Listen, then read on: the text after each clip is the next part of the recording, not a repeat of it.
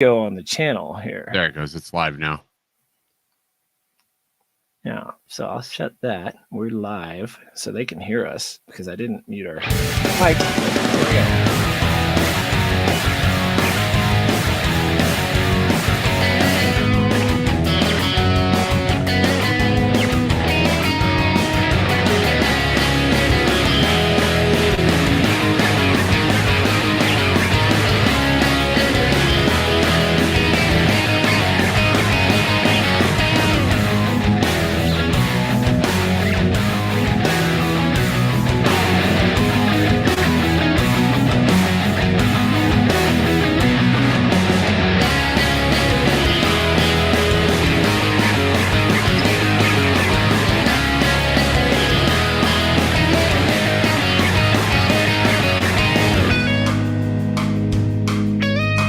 Thanks, Matt.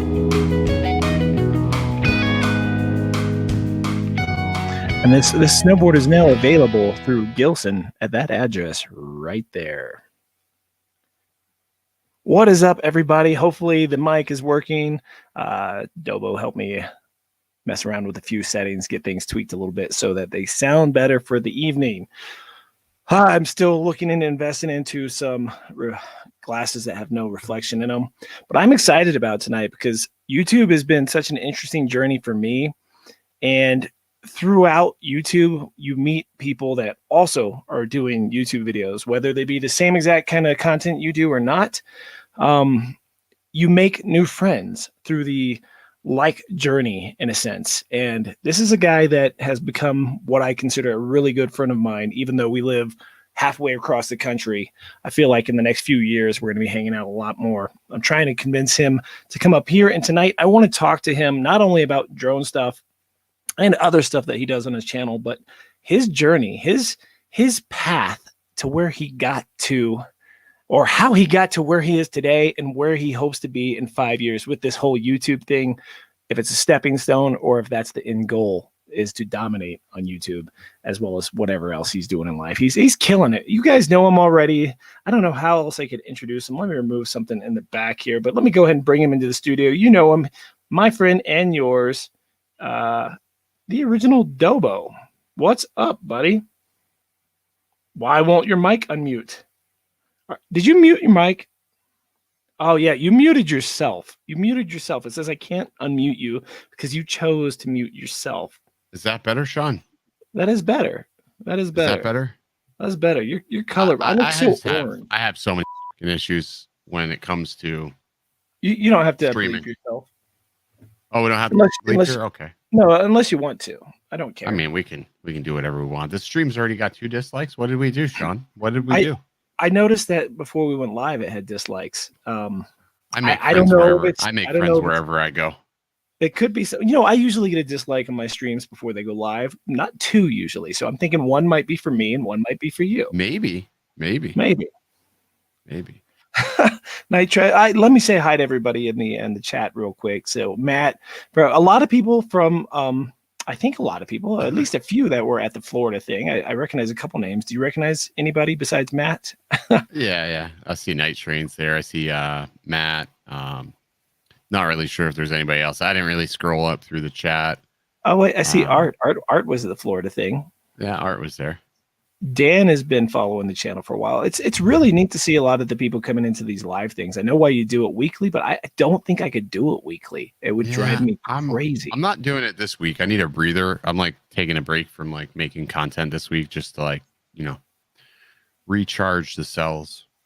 Yeah, I feel you there. It's a good idea to like recharge a bit. Oh my God, Metro drones. That's how do I put that in the chat? Here we go. I think you just pin it, man. There you go. I just pinned it, and that is awesome. Thank you so much. I appreciate that. And happy Monday, and happy late Easter to everybody, by the way. If you do celebrate Easter, happy Easter to you, whether it be a religious thing for you or a bunny thing for you. Either which way, hope you had a good Sunday. Did you do anything for Easter? Went to the parents' house. Really didn't do anything, man. I'm not like a big Easter fan, Yeah. Like it's cool. You hide eggs. Yeah, we used to do the egg thing. I drank too much on Sunday So I fell asleep shortly after dinner. So I guess I didn't. I don't know. I don't remember Sunday very much, to be honest with you.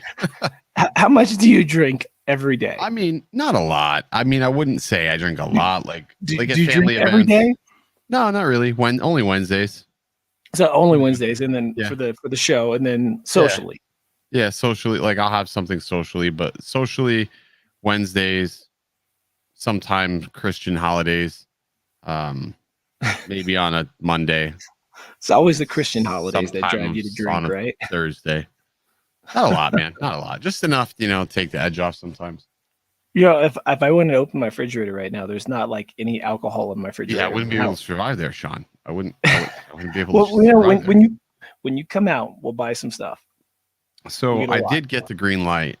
I did get the green light. I asked her today. I said, "Hey, Sean was wondering if I can come out at the end of April, or is that cool?" And at first she said, "Well, we'll talk about it," but she said she doesn't care. So I'm looking at tickets. Matter of fact, I should do that now. I should look at tickets. Yeah, if you want, I can look at the calendar here. Where's my? Oh, did I leave it at work? No, here it is. So here's my work calendar. I like to do it on paper for some reason. I haven't, for some reason, with the tattoo thing on the studio. I keep it all on paper.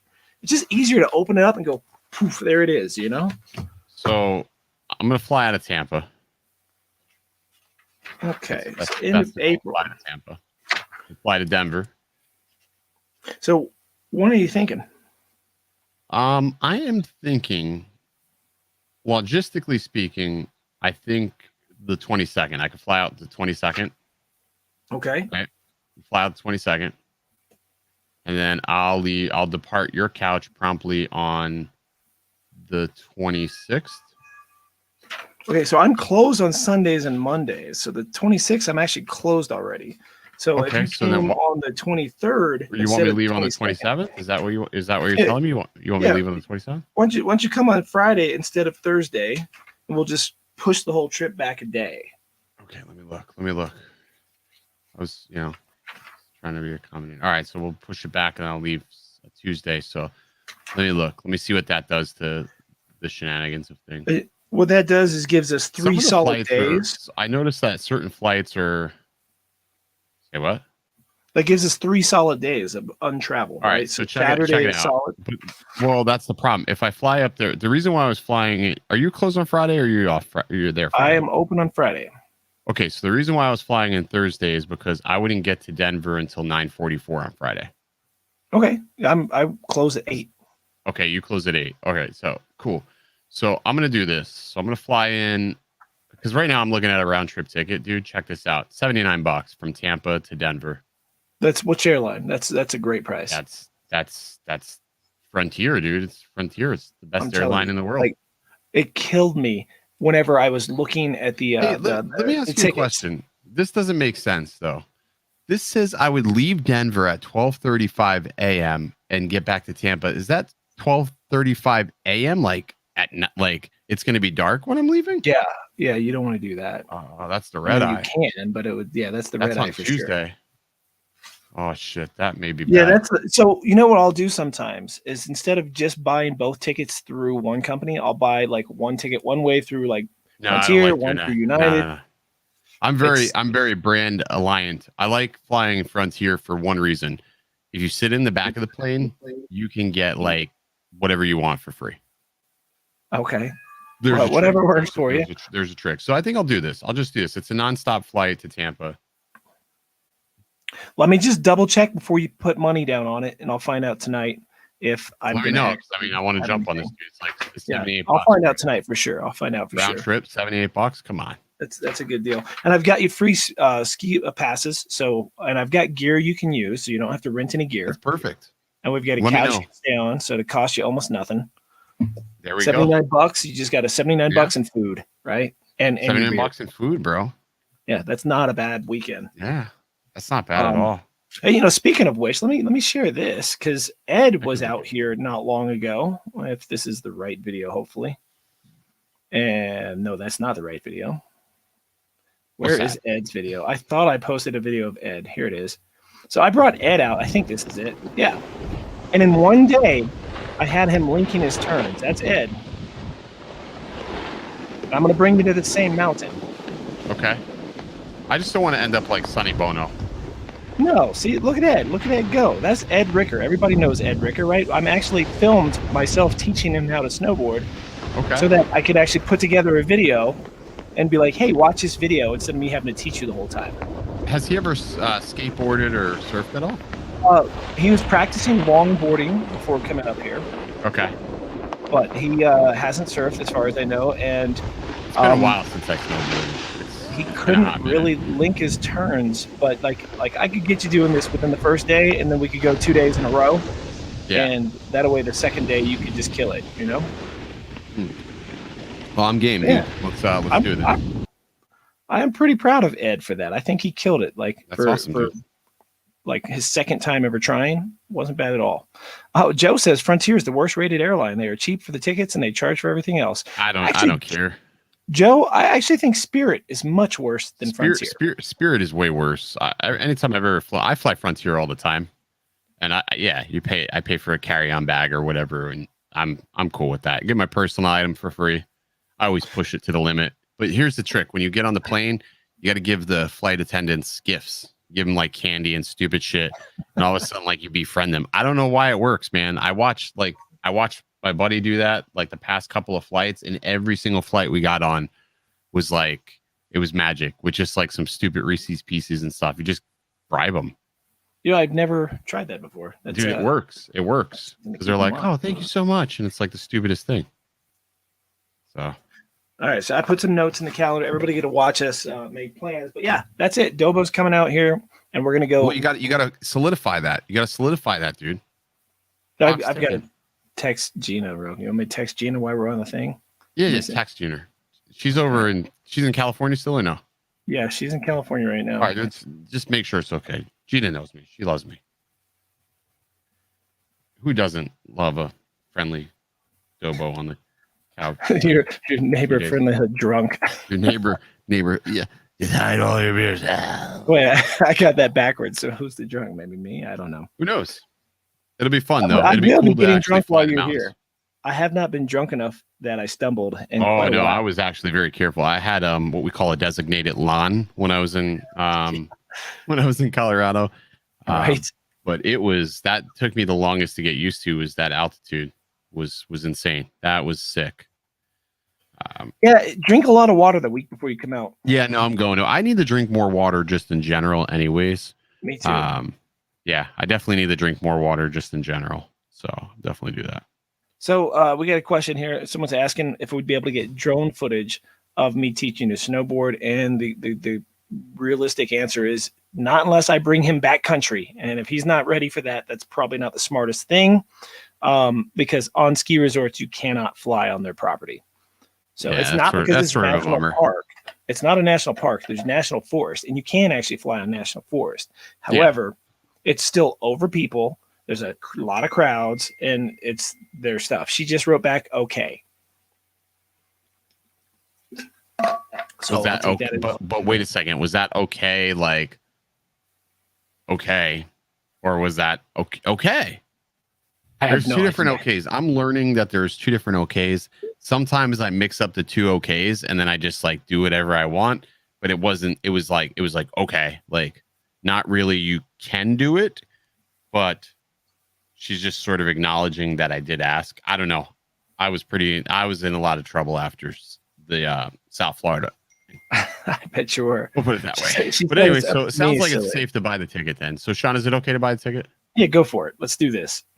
All right. It's like $78. Worst case scenario, it doesn't work. It's out $78. I don't really care at that point. Yeah, it should be fine. We'll make it happen. We're making it happen. We'll make a lot of videos. Just yesterday and today I filmed 5 videos. Okay. Now, dude, I'm looking for some inspiration. I'm looking for inspiration. So for me, this is nice to be able to go somewhere new. You know, I've never had a problem coming up with ideas. It's the time to edit. That's my problem. Yeah, I can see that. She just asked if she were staying at our house or a hotel. So, not your house, Gina. God, tell her that. Yeah, I told her. Be like, you know who you're talking to. I just wrote her back and said I told him that you could couch it.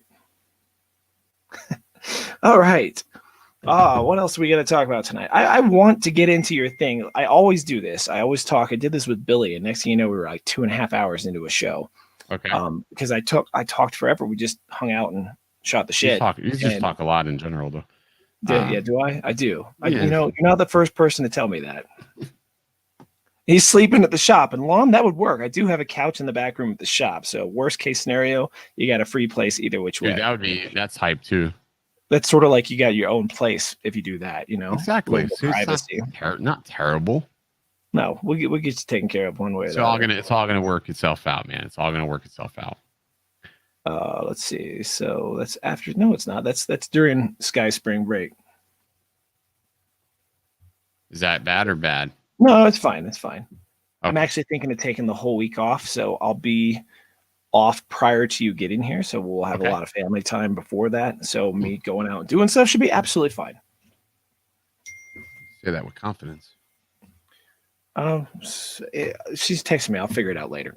Okay. So I got a couple things in the mail I want to share before I get an interview in. Let me grab one. Okay, you grab it. Thank you. What's happening? That's extra room.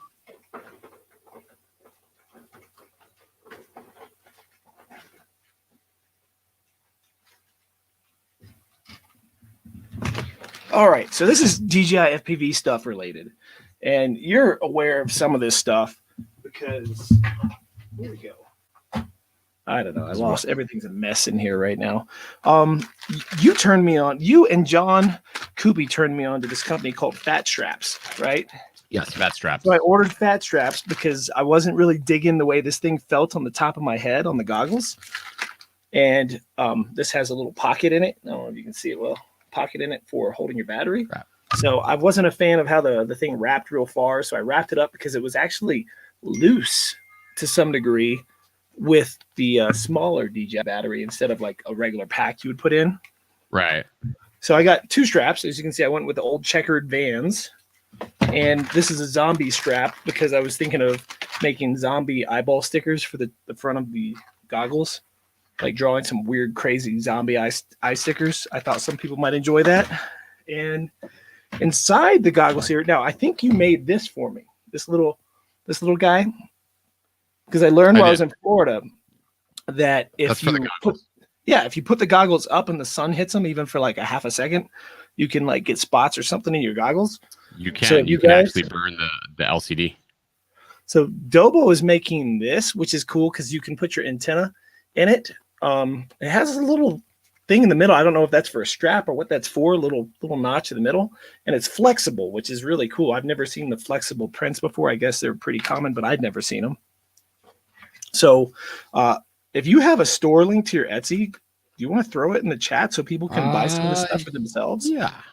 Yeah. And I want to show you what came in the mail today. This is also from Dobo. I got to say, I was a little bummed when I opened it. Because when I opened it didn't have the logo. You said you were going to put my logo on. Yeah. We were time crunched. So what this is this, my lighting sucks. Let's see if I can turn the lights up. This is a little thing that hooks up to the top, and you can mount anything that works with a GoPro mount on the DJI FPV. There's another company making something similar to this, but it's hollow, and it's a little flexible. Theirs is made out of rigid. The other company's making one out of TPU. So the problem with the TPU is it will shift a little bit because they're using thinner straps. So it shifts a little bit and it can cause vibrations in your camera, which can defeats the purpose of putting that on. So we opted to go for a PLA, which is the rigid. Which is rigid. Now I've crashed it subsequently and it didn't break. So if that says, something to how strong that actually is. And actually, I don't know if that actually prevented me from damaging the front camera because it rolled over on the GoPro, which was pretty cool. So it actually may have prevented me from actually breaking that. But we're going to be making something else that has nothing to do with the camera. It's going to be something that you're going to be able to put on to the quad as well. It won't affect aerodynamics or anything, but it's going to be more of like sort of we'll call it a camera shield. So we're going to be making something to hopefully prevent people from destroying these cameras, which has happened quite a bit actually recently. I like that you're making all this stuff though. This is all for the sorts of battery. Gadgets you can make. And it Yeah, has that one goes on the battery on the side. But these are all things that if you haven't posted your store, maybe somebody in the chat can post it. I threw it up there if somebody needs something or wants something, they can check it out. Oh, I didn't even see it. It must have slipped right by me. Yeah, but yeah, I highly recommend you guys check this stuff out. I'm looking forward to doing something with the GoPro Max. That's the camera that I actually want to do. Yeah, you're gonna have to let me know how that works. I haven't tested a Max. I've tested the Hero 8, Hero 6, Hero 7, Hero 9. The 9's the Max is lighter than the 9. 8. Really? Yes. It just doesn't. Maybe it doesn't look like it doesn't look it. It looks much bigger, but it's actually not. But yeah, I like this. I'm going to put a little sandpaper to it and clean it up a little bit before I mount it. But I like that you actually put the screw mount in there. Well, yeah, you gotta put that. You gotta put that in there because otherwise, like my thing is like people are gonna wanna like just start flying, and I'm like, well, if they gotta look for a nut or something, that's stupid. But a lot of companies will send it where it's just a notch and the knot is outside of it. Yeah. And then you have to do it. And those are the cheaper companies. So this puts you a step above the cheaper companies instantly, right? Instantly. Yeah. Yeah. We try to add value to like everything. Like we've been putting like other stuff in the boxes for people. Like if they're ordering, like we're adding landing feet or battery covers or whatever. Like I went ham today and just like put a bunch of shit in everybody's stuff. I was surprised I didn't get a beer in my. I thought I'd open it up and get beer. No beer. That would really increase the weight. So I just got this in. I haven't opened this up, and this is something. If it's what I think it is, what's that? This is something you told me to get. Ah, yes. Let me see it. It's the. Is that the foam? Yeah, the thicker foam or something. Wait, let me look at that. Take that out of the bag. It's hard to see. Is it? I get light leaks right here on the sides, but is that the thicker foam? That doesn't look like it for some reason. Maybe I could be wrong. It's supposed to be, and it's got like a skinny piece, like the nose doesn't connect or something. Yeah, let me see. Yeah, it's got a little nose piece. Okay, yeah. That's it. Yeah, that foam. I will tell you that foam is freaking amazing. Yeah. Oh. Now it's not going to fix all the light leaks though, Sean. Like you're still going to get light leaks. I get light leaks on the sides. I don't care if I have one on my nose because I look down and see. Right, that'll fix the light leaks on the side. But man, it's a lot more comfortable with that. When I first started flying DJI back 8 months ago, that was the first thing that I did was replace that foam. $15, well worth it. There's no instructions. Yeah, you just peel it off and pop it on. But it's not got double-sided tape on it or anything. No, it's gonna Velcro to your other shit. Oh, okay. That's why the material. I see. Yeah. I see. Gotcha. Yeah, and then this is a nose piece, I guess. If you don't like the to be able to. Yeah, you're gonna want to put that. You're gonna want to put that on there. Okay. That will stick on there, and that's gonna be fine. So yeah, now I'm all set up. I got fat straps. I got the light. There you go. Better foam. Now I do have a battery. I have a battery mount that's gonna that will work with the fat strap. So if you have a fat strap, this battery mount will take the stock DJI battery and it will handle all the cable management. It's pretty ingenious. So I'll make sure you have one of those too. Okay. Yeah, because the believe it or not, the little strap that comes in here to hold the battery, it's not Velcroed, so it's permanently. Yeah, I mean it works. One size, but this is going to be a little bit better, and we've made it to where it's like sort of softer, so it's like not going to bother your head. Like you won't even know that the battery's there. We'll put it that way. You know, I gotta say though, look at what Fat Straps does. You should do something like this. If you sounds like you already are, but let me get this thing out of the package here. Really, this is really in there. Yeah, that's in there pretty good. I love Fat Straps. They're so comfortable. It came with a Smarties package in it, in the battery strap, like little candy. Yeah, that's actually a pretty good idea. But like, I figure like a good 25% of my audience is probably diabetic, so I didn't. And a sticker. I was putting stickers in there, but it also depends on where I ship from. So what people don't realize is that I'm shipping from California and I'm shipping from Florida. So depending on when I see an order come through, if somebody's in California, Well, I'm getting their product to them in like a day or 2 days because I have Ethan. Ethan is shipping from California, and then I'm shipping everybody on the East Coast. So from, I think, to Texas is my jurisdiction, like, and up, and then from like the east half, like New Mexico, over is Ethan. So we're both printing, we're both shipping, and it's just making things go a lot more smoothly. So, which is fantastic. Well, this is an interesting comment. Oh, please let it go. Say that again. This is a funny comment in the. I can't seem to put it on the screen, but Darren K says, "You have me blocked, J-Dick, so I don't see what you say. But you a snitch. You are a POSPDL." I don't know. English maybe could help with that. I don't know who he's talking to. Obviously, he's not blocked if it went through, right? You have me blocked. Anyway, speaking of sticker guys, he must be talking about Jaybird. I don't know who he's talking about, but you know, my mods let things go through because I don't really care if people cuss on my chat, Sure. just like yours.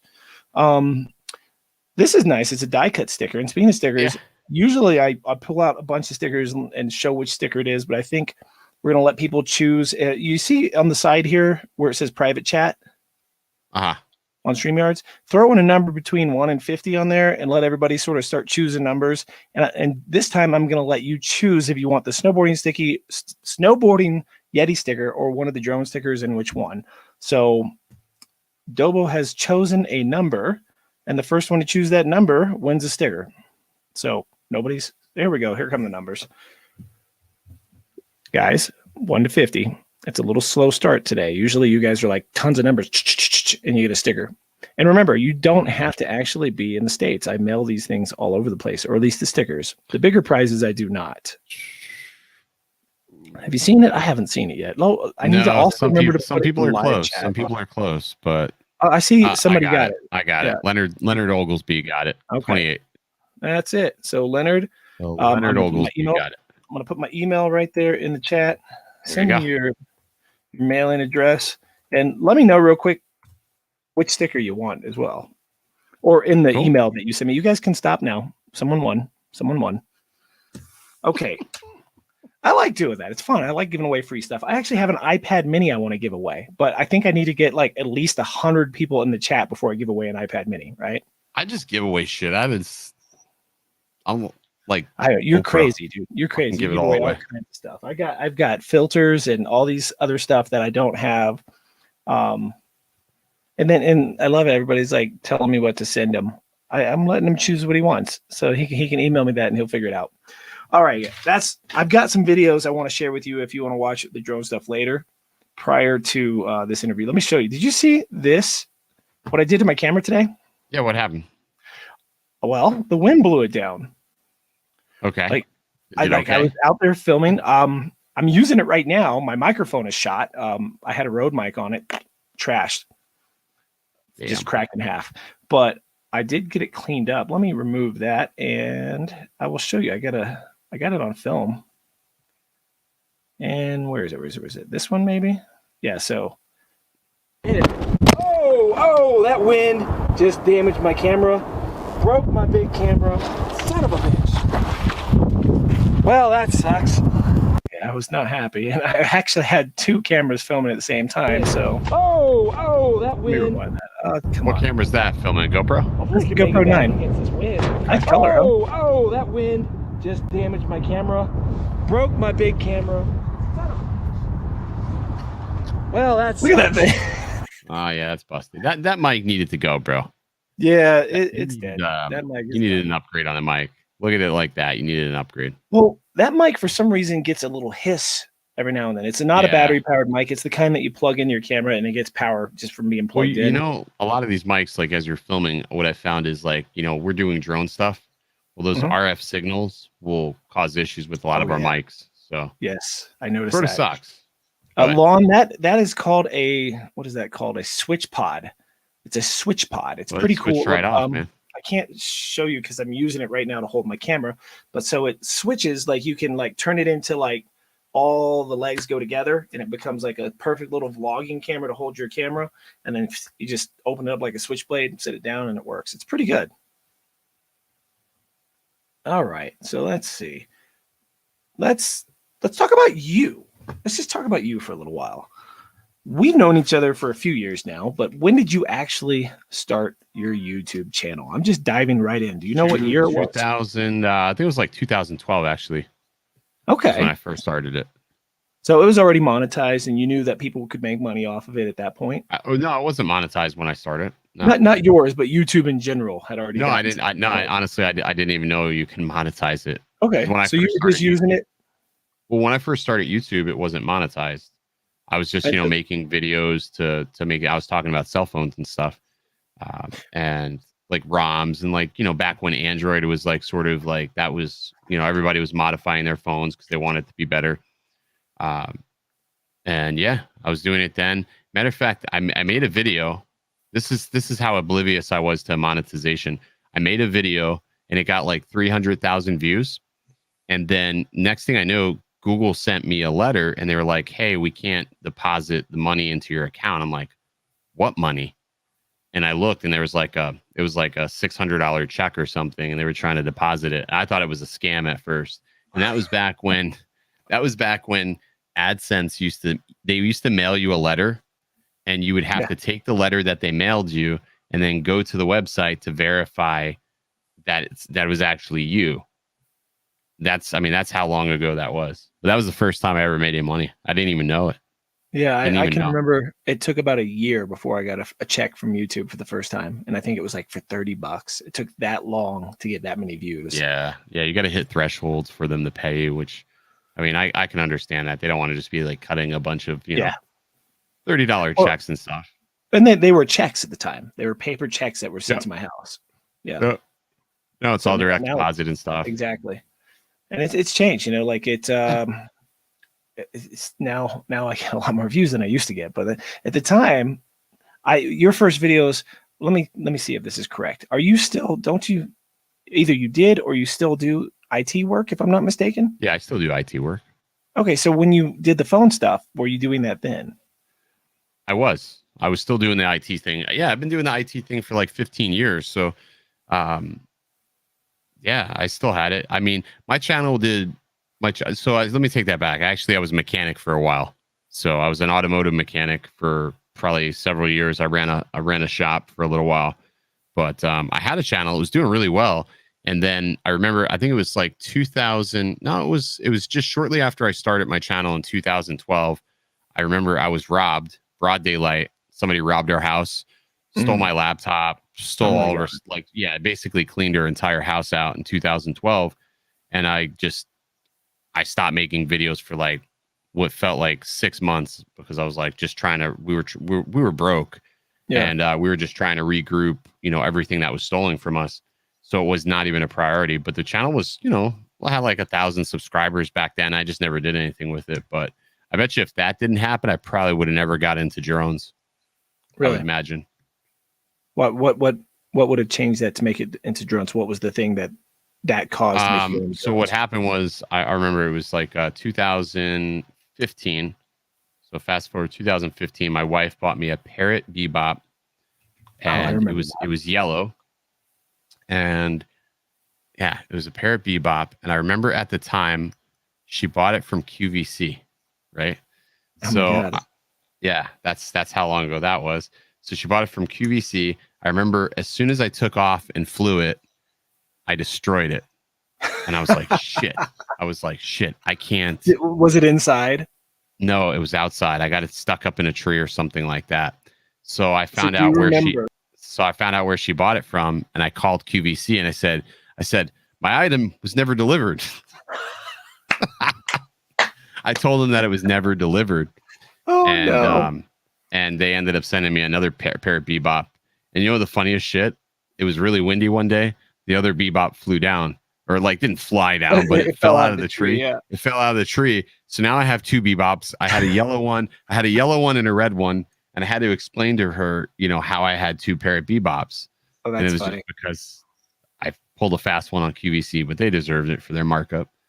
Oh my gosh, that's hilarious. Bastards. So do you remember back then and even before then when drone videos started really popping up on the internet, on YouTube, and everybody's first video was in their house?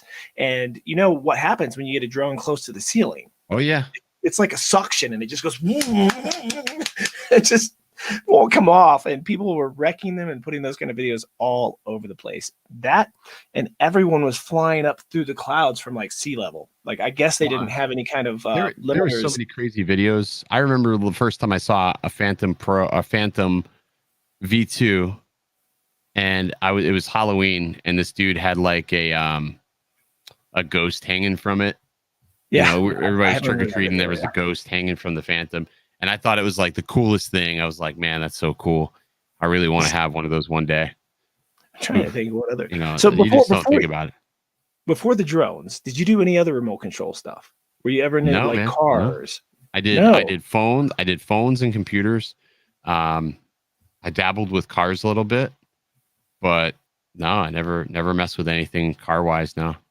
So I wish I had my cars still, because I used to have a bunch of nitro racing, like A-scale cars, and they are a blast, man. And up here in the mountains, I bet you, like when you were up here, we could have a great time. But those are long gone. So yeah, I don't I haven't messed with anything else RC related.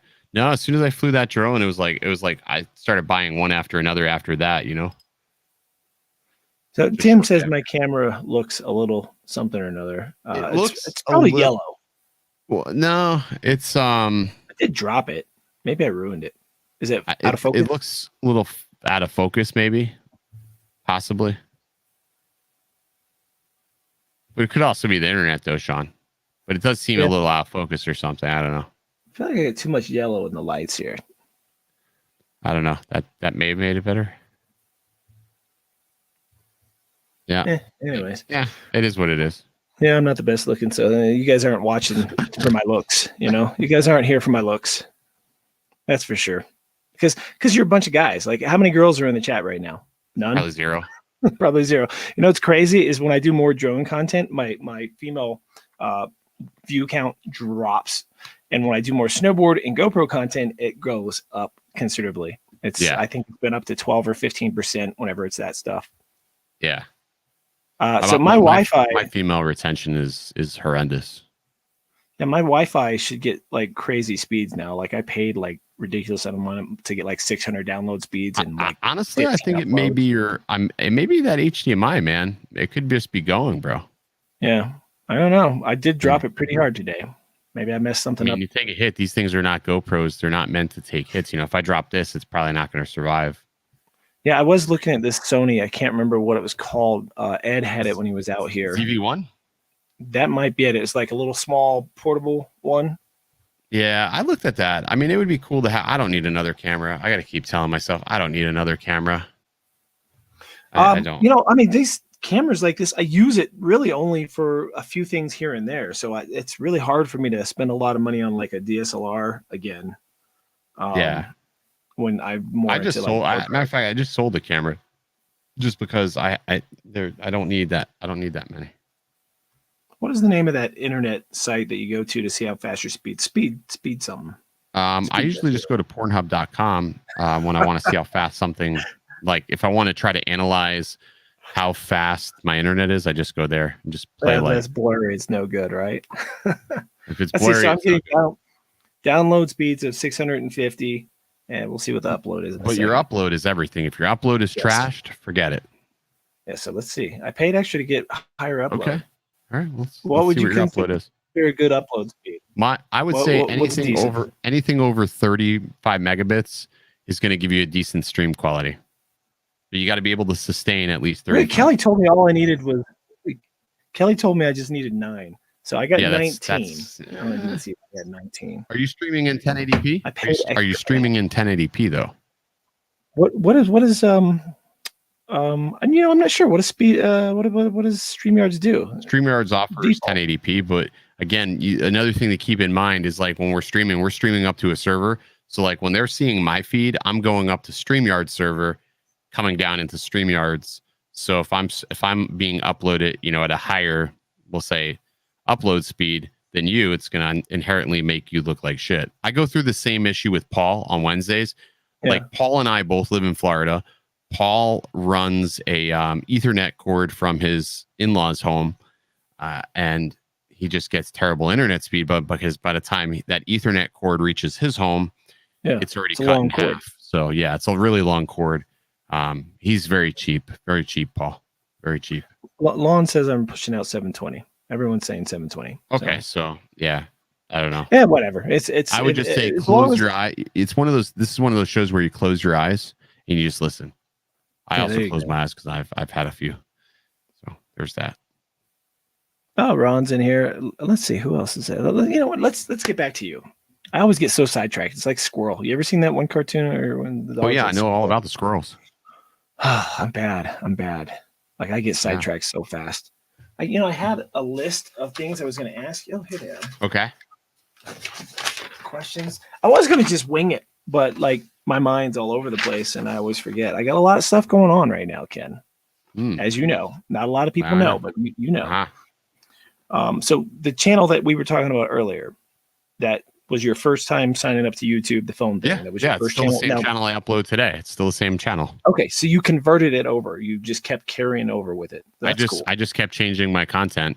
As I kept going, I just kept changing my content. So is your first video still up? Your very first video? I don't delete anything. I don't believe in deleting anything, dude. I don't believe in deleting anything. How long is your first video? Is it short enough you can share it here? Short. I mean, you can pull it up. You can probably find it if you sort by oldest to newest. But if somebody can find his first video, put it in the chat. For some reason, I've seen it come up a couple times recently. Yeah, no, that would be great. I would love to see I just leave the old stuff, man, because I'll go back and watch my old stuff, like my really old stuff. That's how you learn, right? You got to go back and see, like, you got to see your journey. So that's the same thing I do with my art. Like Skylar, you've met Skylar. She's been trying to throw away her early drawings, and I keep stopping her. I'm like, no, you got to keep your early stuff. Otherwise, you can't see the progression. Yeah, I like to go back and look at the older videos and just sort of see where things are now. I think it's important, especially when you're creating content. Oh, I definitely agree. So when you first started then and you were doing the phone stuff, did you ever vlog then? Or was it always I did. We did do some vlogs. Like we went to Disney and I had a T3i and there was no autofocus on the camera. So like when you press the shutter button, it's like, it was like you can hear the lens trying to like focus on whatever. We did some vlogging. Not a lot. I'm not a storyteller. I don't think. Like I don't like tell a story as I vlog. I'm not like, I don't set up shots. I hate setting up shots. I'm more of a fly by the seat of my pants type of person. Like when I'm filming, shit just happens. Like I'm fortunate that bad luck finds me when I'm doing things and it makes for great content. So I'm not a storyteller though. Like I'll talk to the camera, but I'm not telling a story. It's more of like somebody's is like riding co-pilot with me and shit just keeps happening. That's my typical video, I'm telling you, if we ever live close enough, we are doing a roller coaster theme park channel. Oh yeah, that'd be good. The two of us. I think the two of us doing that would be amazingly hilarious. What happened when we were in Florida? I about died, dude. Oh, with the shark? No, with the freaking ride that we were on, man. Which ride? God, no, you're right. Yes, what was that called? Yeah, dude. We went to some Andretti's theme park, man. Went to Andretti's theme park. And where was that? Do you remember the city? It was in Melbourne. Okay, so in Melbourne, we went to this kind of like what used to be a games people play where I grew up, where it has go-karts of a few different calibers. It has a few carnival type rides, had laser tag, which was a total joke, and a few video games here and there. We did the go-karts. I won, by the way. I got the fast one. Beat Billy, beat everybody. It was so much fun. And then we went on, I don't even know what that ride was called, but I wish I had the video clip. I would share it right now with you. We had the video clip, but I did not think to find it for this. Oh, that would have been awesome.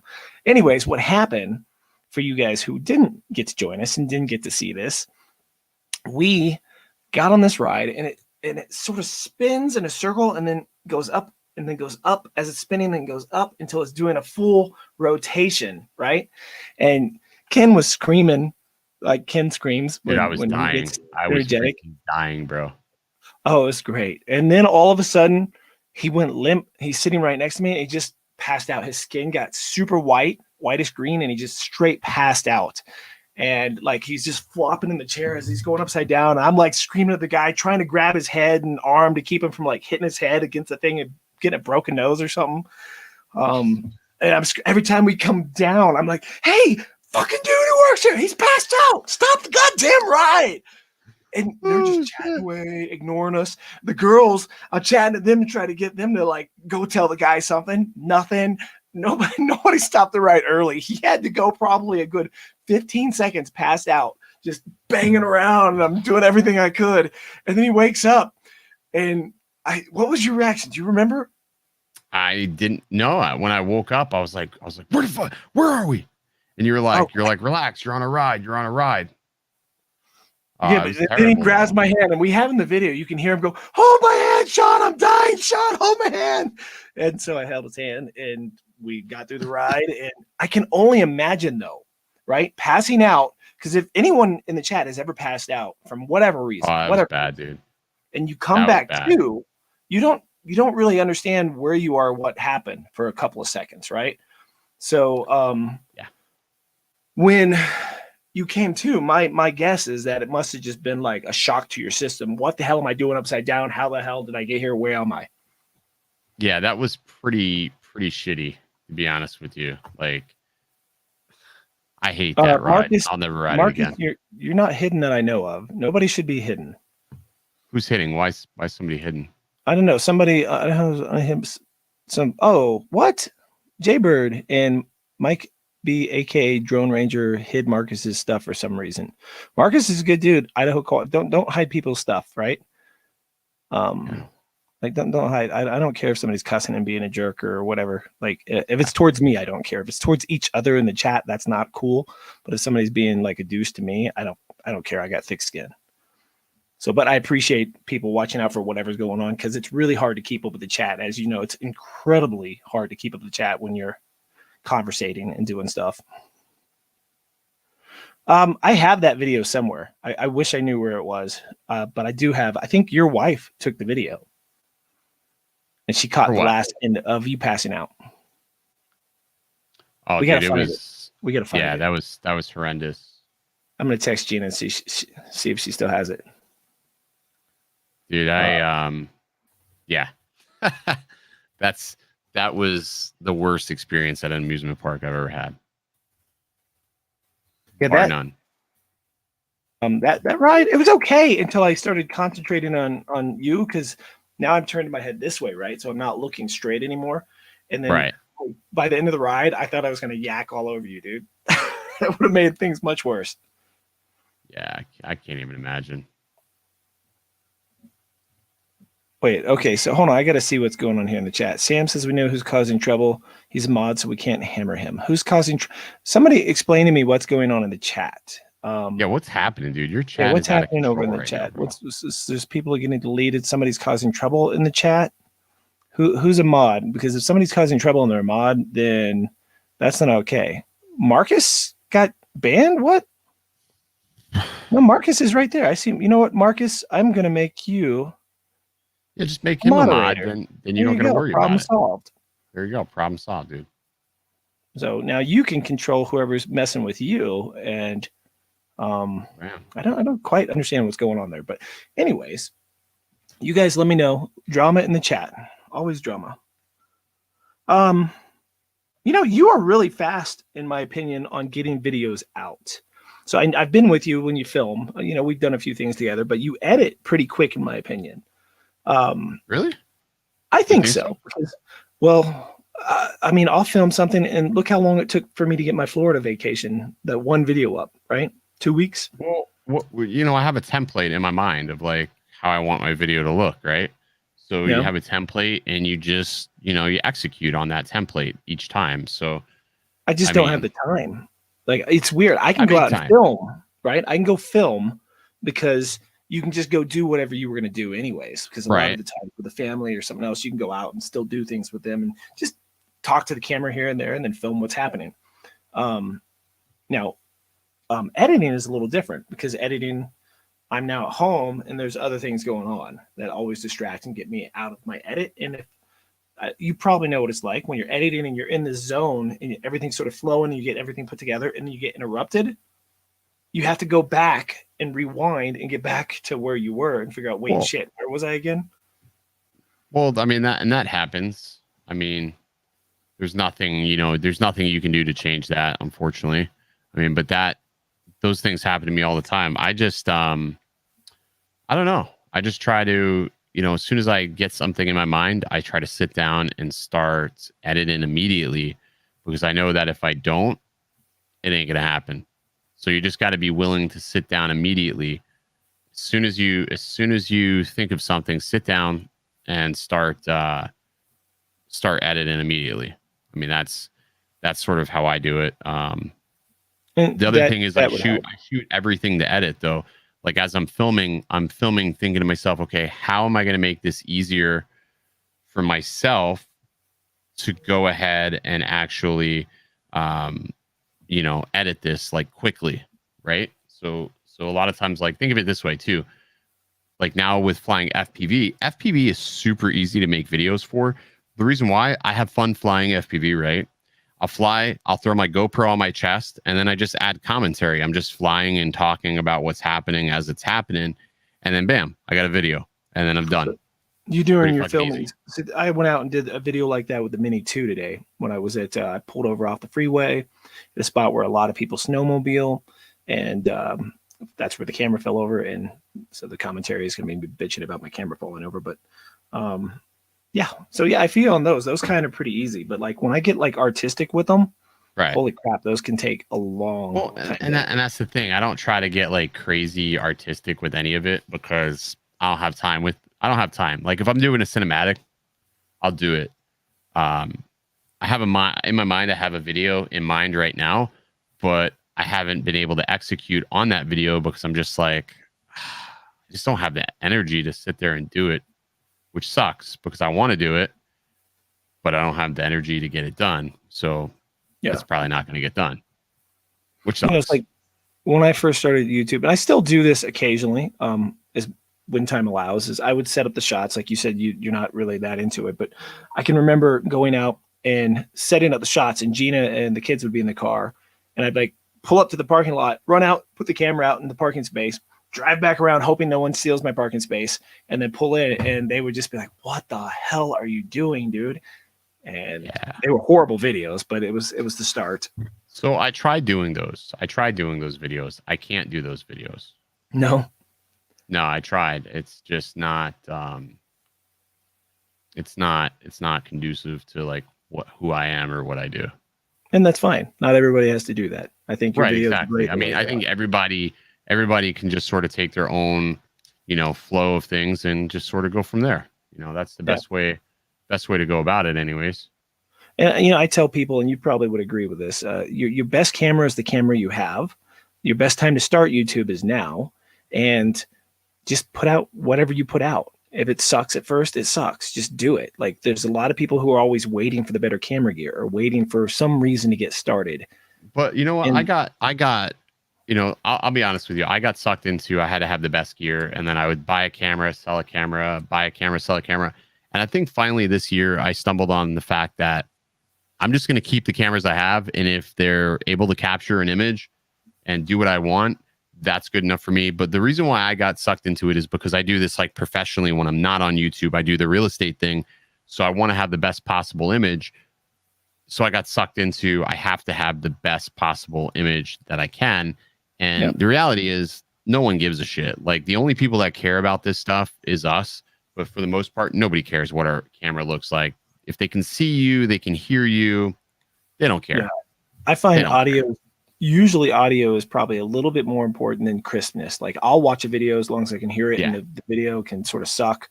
But if I can hear it, then sometimes I'll just put the camera down or the it's just like the whole 4K craze. Everybody's like, it's got to have 4K. It's got to have 4K. No, it doesn't have to have 4K. Nothing has to have 4K at all. It's just in our mind, and as a creator, a content creator, and just somebody online, we have it in our mind that we have to have 4K, that it's necessarily inherently better. And the reality is it's really not. So, and it's funny you say that because I'm actually a big 1080 filmer. I almost never use 4K, like very rarely. Now I do have another nature channel that I'll sometimes set up nature shots for relaxing long videos or like streams, and that'd be in 4K. But like the stuff that I film for this channel, 98 or 99% of it is 1080. But 80% of my viewers watch on a phone. Yeah.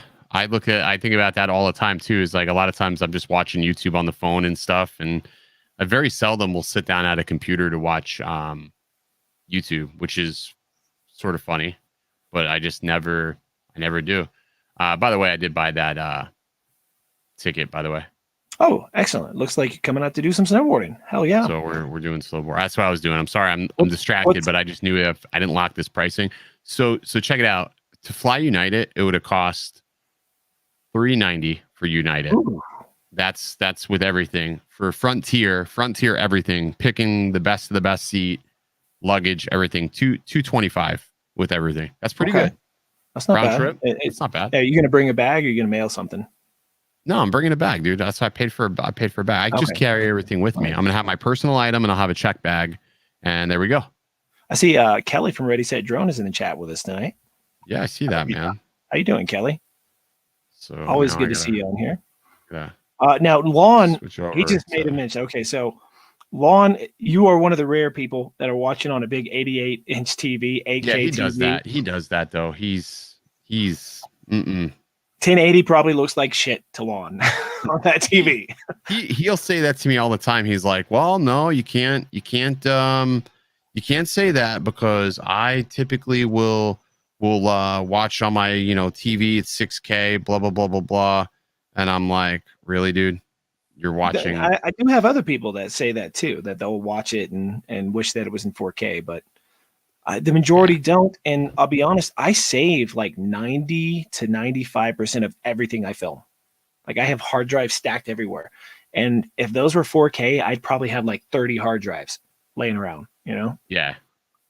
Not only that, but I edit off of my hard drives. I know I shouldn't. I should bring the files over and I should edit and then I should be done, but I don't.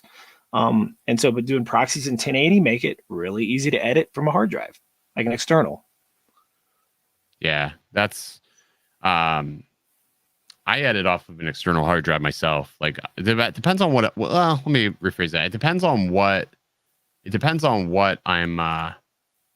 I'm doing. Like sometimes I will edit directly off the external hard drive. Sometimes I don't. So it all depends. Well, but for the most part, I'm just pulling them over. Ken, is because I can film stuff all the time. Like I have probably at least 50 snowboard videos that I never edited.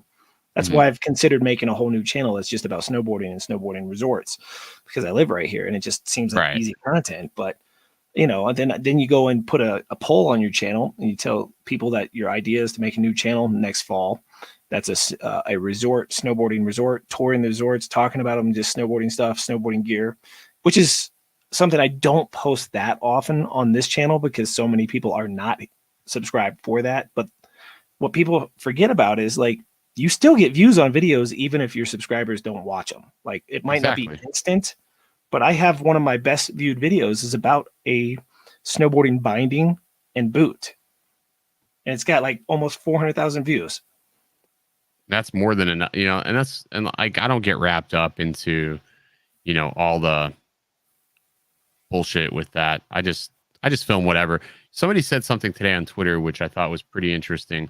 And I think it's Sarah Dici says this. She goes, you always got to do a video for you. And then you have to do a video for your audience, if that makes sense. So you're going to do one for them. That makes great sense. That's great advice. I actually like that. So that way, what I do is I just, just do one for me and one for them. And that way I'm not freaking myself out and I don't get stressed and I don't feel like, I'm getting burnt out. Because a lot of times if you're making things that you genuinely don't like, you're going to get burnt out pretty quickly. Oh, yeah, definitely. You're going to get burnt out really fast. If my channel was 100% about drones, I would have quit. I would have quit making YouTube videos already. I don't know how you guys who do drone. The reality is, how much can we really talk about with drones? So, how much can we really talk about? That's the thing.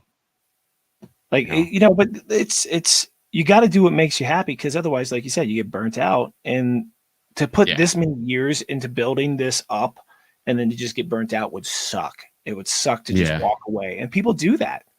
Most people never even get to 1,000 subscribers on YouTube.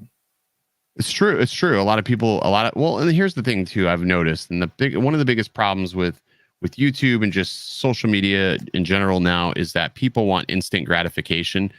Like, they don't want to sit there and watch something grow. Like, I swear to you, if somebody could plant a flower and say, all right, it's going to be fully grown tomorrow, they would, because that's what they expect. That's what they want right now. You know, and that sort of correlates like over to the whole FPV thing. You know, people wanted the FPV drone because it was easier, is, you know, a very, very minimal knowledge entryway into the hobby.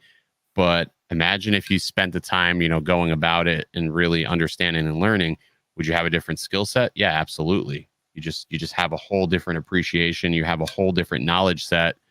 You know, when things break, you're not like, crap, I don't know what to do. I got to send it in for repair. Now I look at things, I'm like, no, I'll fix that. I'll figure it out. I'll fix it.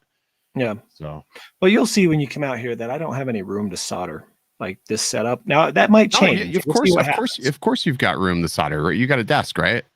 Oh, dude, I wouldn't solder on this desk. No, dude, I just solder mat or something. You get a solder mat. It's like a little plastic mat. You lay down your solder mat and you solder. Soldering is not like a big, messy ordeal. It's really not. So I don't know if you know my history with soldering. Have I told you? No, you haven't. So tattooing back in my day, you had to make your own needles, right? Little needles, tiny little needles, and you have to group them and solder them. And every week you have to do that for all day. Otherwise, you're not working next week, right? Gotcha. So I did that for what is Kelly talking about? Finally, some bickering. Like, everyone wants us to bicker. What is that about? I don't know. I don't know. He keeps texting me about a check. He goes, is the check in the mail? Is the check in the mail? I'm like, Kelly, I don't know what you're talking about. What is he trying to? He's trying to instigate. He's trying to instigate. I don't know. He's a mess. Like, so, but he does have a good point. I've had that up on the screen where it says 4K is about future proofing, and that's true. But at the same time, I feel like in the future, I'm going to watch more and more and more on my phone. And I don't care if it can do 4K on your phone. My eyes aren't good enough to see 4K on a phone. I mean, but you know what's cool is, like, you can upscale. I upscale. Like, a lot of times I'll be lazy and I'll shoot in 1080p, and then I'll export it in 4K. Yeah. Nobody's ever said, oh, did you upscale that? No, they can't tell. They just see it's 4K or whatever. Yeah. And a lot of times I do that. Like, when I'm doing a talking headshot, like you're doing these shots right here. Why would you want 4K? Like, you have so many imperfections in your skin, right? You got pores, and maybe you didn't brush your teeth before you filmed. God, that's terrible. Why would you do that? But those are things that sort of happen. And, you know, now it's on display. And what really sucks is, you know, once you put a video out, unless you pull the video down, it's there forever and ever, and there's nothing you can do about it. So it's funny you say that, because I did a snowboarding video and it was really cold and I didn't know it. I filmed this whole video and the majority of it was pretty good. And there's like 30 seconds where there's just this booger flapping as I talk. And I had no idea. And if that was a 4K booger, right? That would have been horrible, right? It's just a 4K booger going, wee, right? And that happens a lot while you're snowboarding, because you're like doing stuff and you have to wear a mask. And you take it down when it's cold, and next thing you know, it's like hot in there and moist, and then boogers in 4K. But so you know what I do in that instance? If you're doing videos for yourself out there watching this, keep this in mind. What you do is you make fun of yourself first. I made a little, look at that booger. And I put a big arrow pointing to it, right? All through the video. Every time it pops up, I go, boing, boing, booger, booger, booger. You know, just make fun of myself. That's, you know what? That is the kicker, is you've got to make fun of yourself first. You got to make some fun of yourself first. Because if you don't, you have to have thick skin in YouTube, right? You got to have thick skin to an extent, I think. I mean, I don't know. Well, because if you don't, and someone gives you a nasty comment and you take that personally and you get all mad about it and you do all that, you know, it's a waste of your time and energy to get mad about somebody's comment. And you'll get them. True. You know, I know you like to have some fun with that, but I love to, sorry, I'm now requesting time off. So Hey, I'm just dotting all the I's and crossing all the T's right now. Well, let me put you in the calendar here. If you've already booked the flight, did you coming out on the 23rd then? 23rd, I'm leaving the 27th. So you arrive in Denver in the evening? Correct. I'll be there late, but you'll be up anyways. Fine. Yeah, I'll be up. And then you leave on the 27th. That's it. Okay. Then I am closed that day, and I'll be closed that day and that day. Yeah, I'm taking off the next day. Since I'm taking that red-eye flight, I figure I'm not going to get any work done. Yeah. Kelly, you want to join us? You want to come snowboard? Ready, set, drone, Kelly? He says, I'm toggled over. You know what's crazy? I have 3 computers on my desk, Sean. Damn. So right now I'm in my work computer, and I use these dials to switch between them all, and then I just toggle back over. You got another camera behind you that you can switch it and show? No, I don't switch the camera. I leave the camera on the main, but I just have on the keyboard I have 3 computers, and it has 3 presets. So I'll just toggle between, the 3 different computers. Like if I need to get to my work computer, I toggle over and I just switch it, switch the inputs. So I've been wanting to get a second one so I could run a cable back over to the Pac-Man machines. Okay. And talk to people and just play Pac-Man during the live show or something. I thought that would be sort of fun. There you go. That's always an option. And Ray Kelly, thank you for doing the drone meetup and having us all out there. Yeah, that drone meetup was actually pretty damn good, man. Like there was a lot of people. I was actually really shocked. Like when I showed up there, I was like, holy shit, there's a lot of people here. Yeah, it was not, I'd say there was 40 plus probably. Yeah. Ray, did you take a head count, Ray? You let us know in the chat how many people actually ended up showing. It's hard to communicate with everybody once you get over, say, 20. It becomes much harder to really spend equal time and hang out and meet new people. Or at least for me, it is. I'm not very good at that. What, meeting people? Yeah, I'm not very good at it. I think we did pretty good. We walk up to people. I mean, I always found the key to meeting new people is to just drink a little bit more, and it just really takes the edge off of it, and then life is good. And yeah, I would agree with that. I would. And if I didn't nail it on my first impression, well, there probably won't be time for a second one, so I won't have to worry about it. That's where that is. So if you were to stop this current channel that you do, and tomorrow you started something completely new, wasn't drones, wasn't tech or whatever, have you considered what would it be? What would your new channel be if you started a new one tomorrow? Poker. Poker, really? Yeah, absolutely. Like how to or just No. I would do a poker vlog. Huh. That could be interesting. I would watch that. I think because of the way you react to things. I'm not gonna. So one of my many addictions is that I'm also an avid gambler. I like to play poker. Vegas instead. I've been to Vegas already twice this year. Okay. Next time you go, let me know. I haven't been in a while. I like craps. I like craps too. Craps is fun. But yeah, I like to play poker. But it's something that I find so awesome on YouTube is poker vlogs. Like you have guys like recapping their hands, and I'll sit there and watch Andrew Nemi, or I'll watch Brad Owens for hours. Like I can watch all those guys and watch them play, and it's great because like it's sort of like when I go and play, I sort of apply some of the concepts. I apply the same concepts to my hands, to that how it is. But on the felt, you can be a different person. You can be a little more tempered. You can be a little more level-headed. And then you just got to know when to walk away. Do you drink less when you play poker? I don't drink at all. I don't drink at all when I'm gambling. That's good.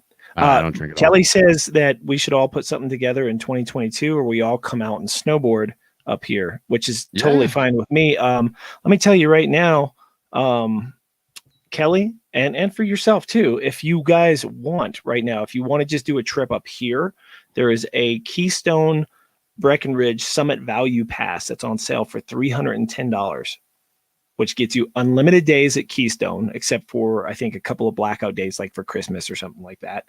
And it lets you do late season at Breckenridge, but it's unlimited. And if you go 2 days, it pays for itself. Where are we going when I'm there? When you're here, we're going to go to Arapahoe Basin because I have tickets that are for free that you can Arapahoe use. Basin. Okay. Yep. It's good spot. It's pretty gnarly. Okay. But it's got beginner I'm terrain. Excited. So I'm excited, man. It's gonna be fun to get back on a board again. It's been a little bit. Yeah, I've got a board. What size shoe do you wear? I'm like 10 and a half. Okay, so then I got some. You want your boots tight, so I've got some 10s you could squeeze into, or some 9.5s you could probably squeeze into. I could probably squeeze into like 9.5, 10. I mean, my foot is flexible. Okay, that's cool. That saves you from having to rent something then, because I've got Sweet. a board, boots, everything. Like I've got pants you could probably wear. Yeah, because I mean, is it cold up there right now? Is it cold? Or would you? No, but you'll when you get here, you could probably snowboard in shorts. But if you're not used to it, I would say no. Well, you probably want some kind of pants, just because snow. It's what we call mashed potatoes right now, and during the later part of the day, it gets super like icy, like where you can. It's almost like powder, but it's not powder. It's like bigger chunks, right? Gotcha. And if you fall in that, it can cut you. Really? Yeah, because it's like ice chunks. Like you're falling in ice chunks. So then it gets all melty and fluffy like that through the slush. And then at night it gets cold enough that hardens, and then it's really hard in the morning. So then it has to heat back up and get slushy again. Okay. But late season stuff like what we're doing, if we can get you, and we have to get you to be able to turn so you can get up to the top. That way you can see where the lake melts and everyone skims across it on their snowboards. Okay. All right. So we'll give it a go. So today was probably 60 or so, and it felt like it was like 80 or 90 out. Like it was hot. I was dying. Wow. Yeah. There's definitely something to one. It's a very dry. Well, I'm stoked, man. I can't wait to absolutely can't wait to get up there, man. So in 2 weeks I'll be there. And then we'll go and see if we can find that abandoned mining town I was telling you about. I'm sure you would love to fly through that. I got prints running. I'm just checking, making sure they're no worries. Doing and their if you guys thing. have not seen this yet, let me plug you again. If someone wants to plug his Etsy store in the chat, please do. He's making all kinds of 3D prints that work with the DJI FPV drone. Definitely some things that I would recommend you guys checking out. I don't know if you have a sticker of what's on your hat yet, but if not, so this one's going to be on the Etsy store probably in a week. So I have 200 of them en route. So the white ones were the first generation stickers. So that was the white one with the X.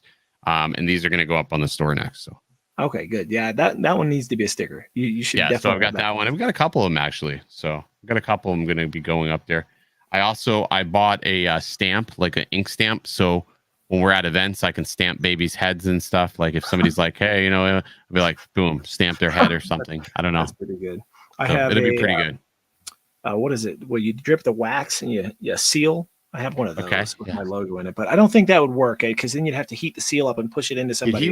Did he really do this? Who? Kelly. He literally made a Bitly link, called it drone condom.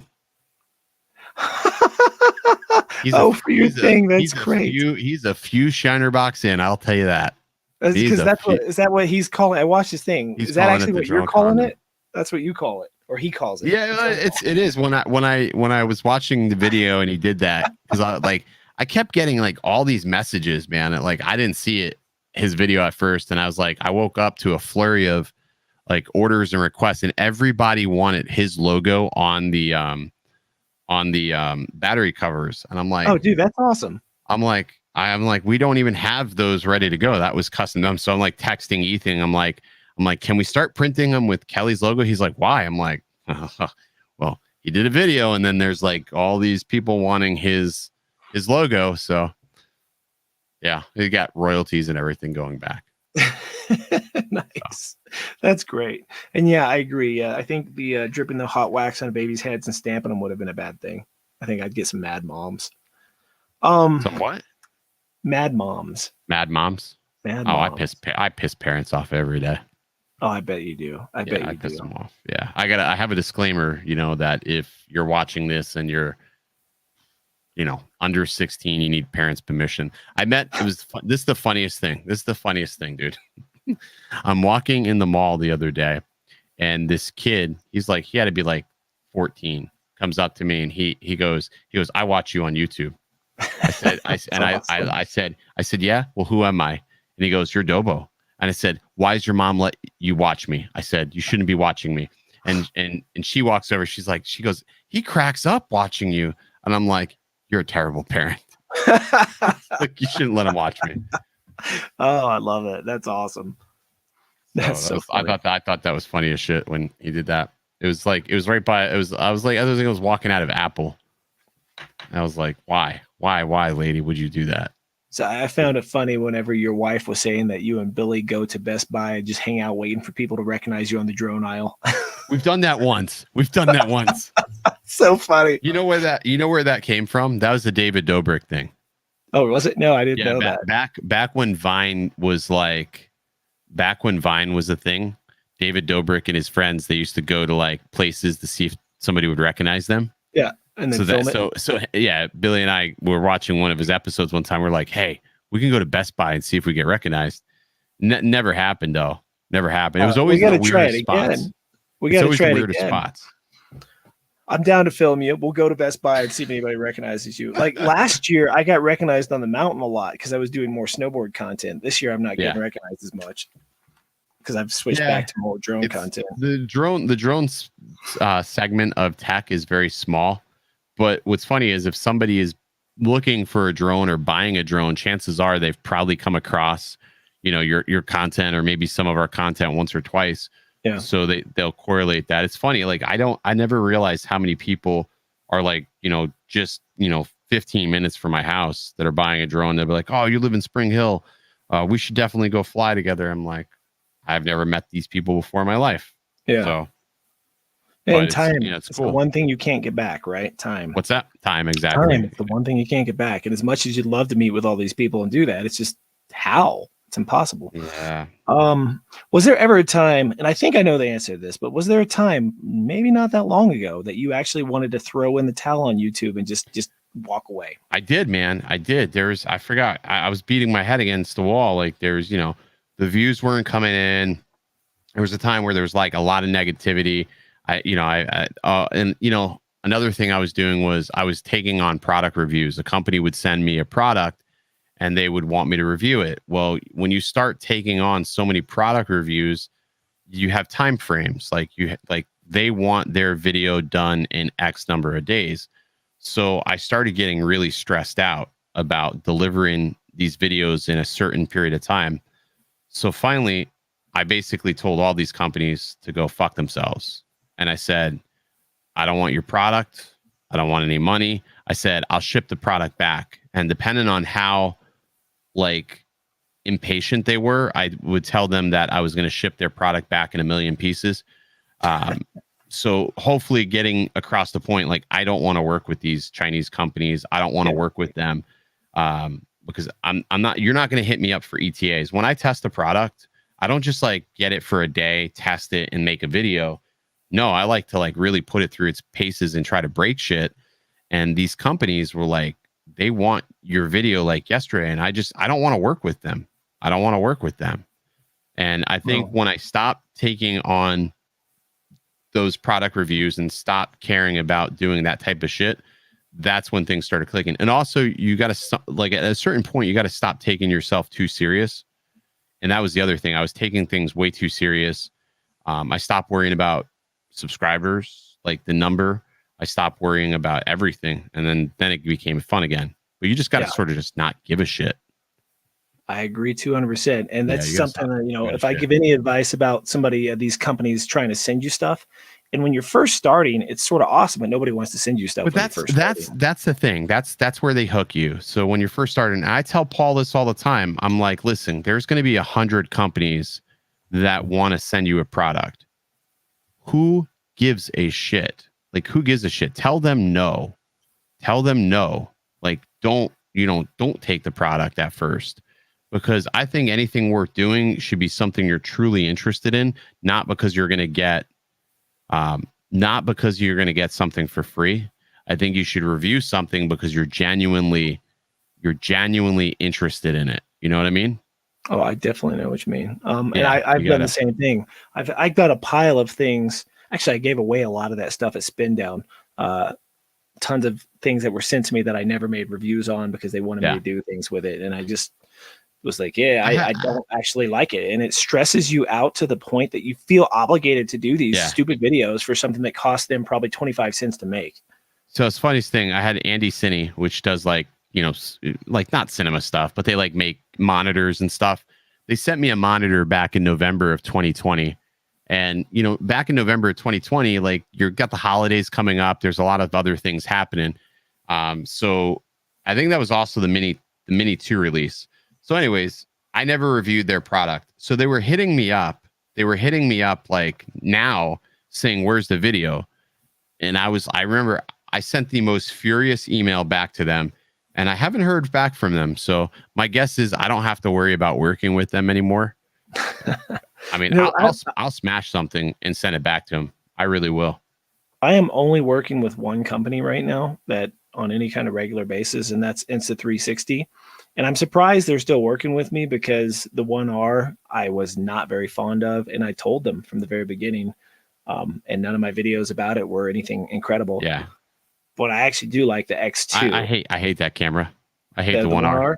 The Yeah, 1R is I'm the not a worst. fan of it. I can't stand the little not a freaking fan. screen on it. I can't stand that it's modular. Like that's the big I selling can't stand point. the image that comes out of it. The image is like Rec. Was it 609 or something? It's less than 709. So the color space isn't even Rec 709. So the colors look like crap.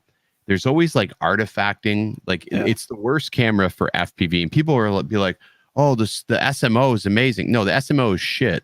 I'd rather take apart a GoPro and make a naked GoPro than use the SMO. Like I think it's shit. I actually have the little kit. I won a contest that they had by doing a video, and I won $500. So I used that $500 to buy the SMO kit with the drone, whatever Betaflight drone comes with it. So it's on the way. It should be here next week. Yeah, I mean the SMO is basically same sensor as the 1R sensor, so it's so it's going to be a little jittery, and it's going to probably be a little artifacts, and just not be something I want to do. And you can't use Real Steady. You can't use Real Steady on it, which I mean for me, like if I'm going to do something, I'm going to put it on a GoPro and I'm going to use Real Steady, so I can get it looking like super stable, super clean. It's just there's just no flexibility to that, and that's the problem. Is if you say something to these companies, they feel like you hurt their pride.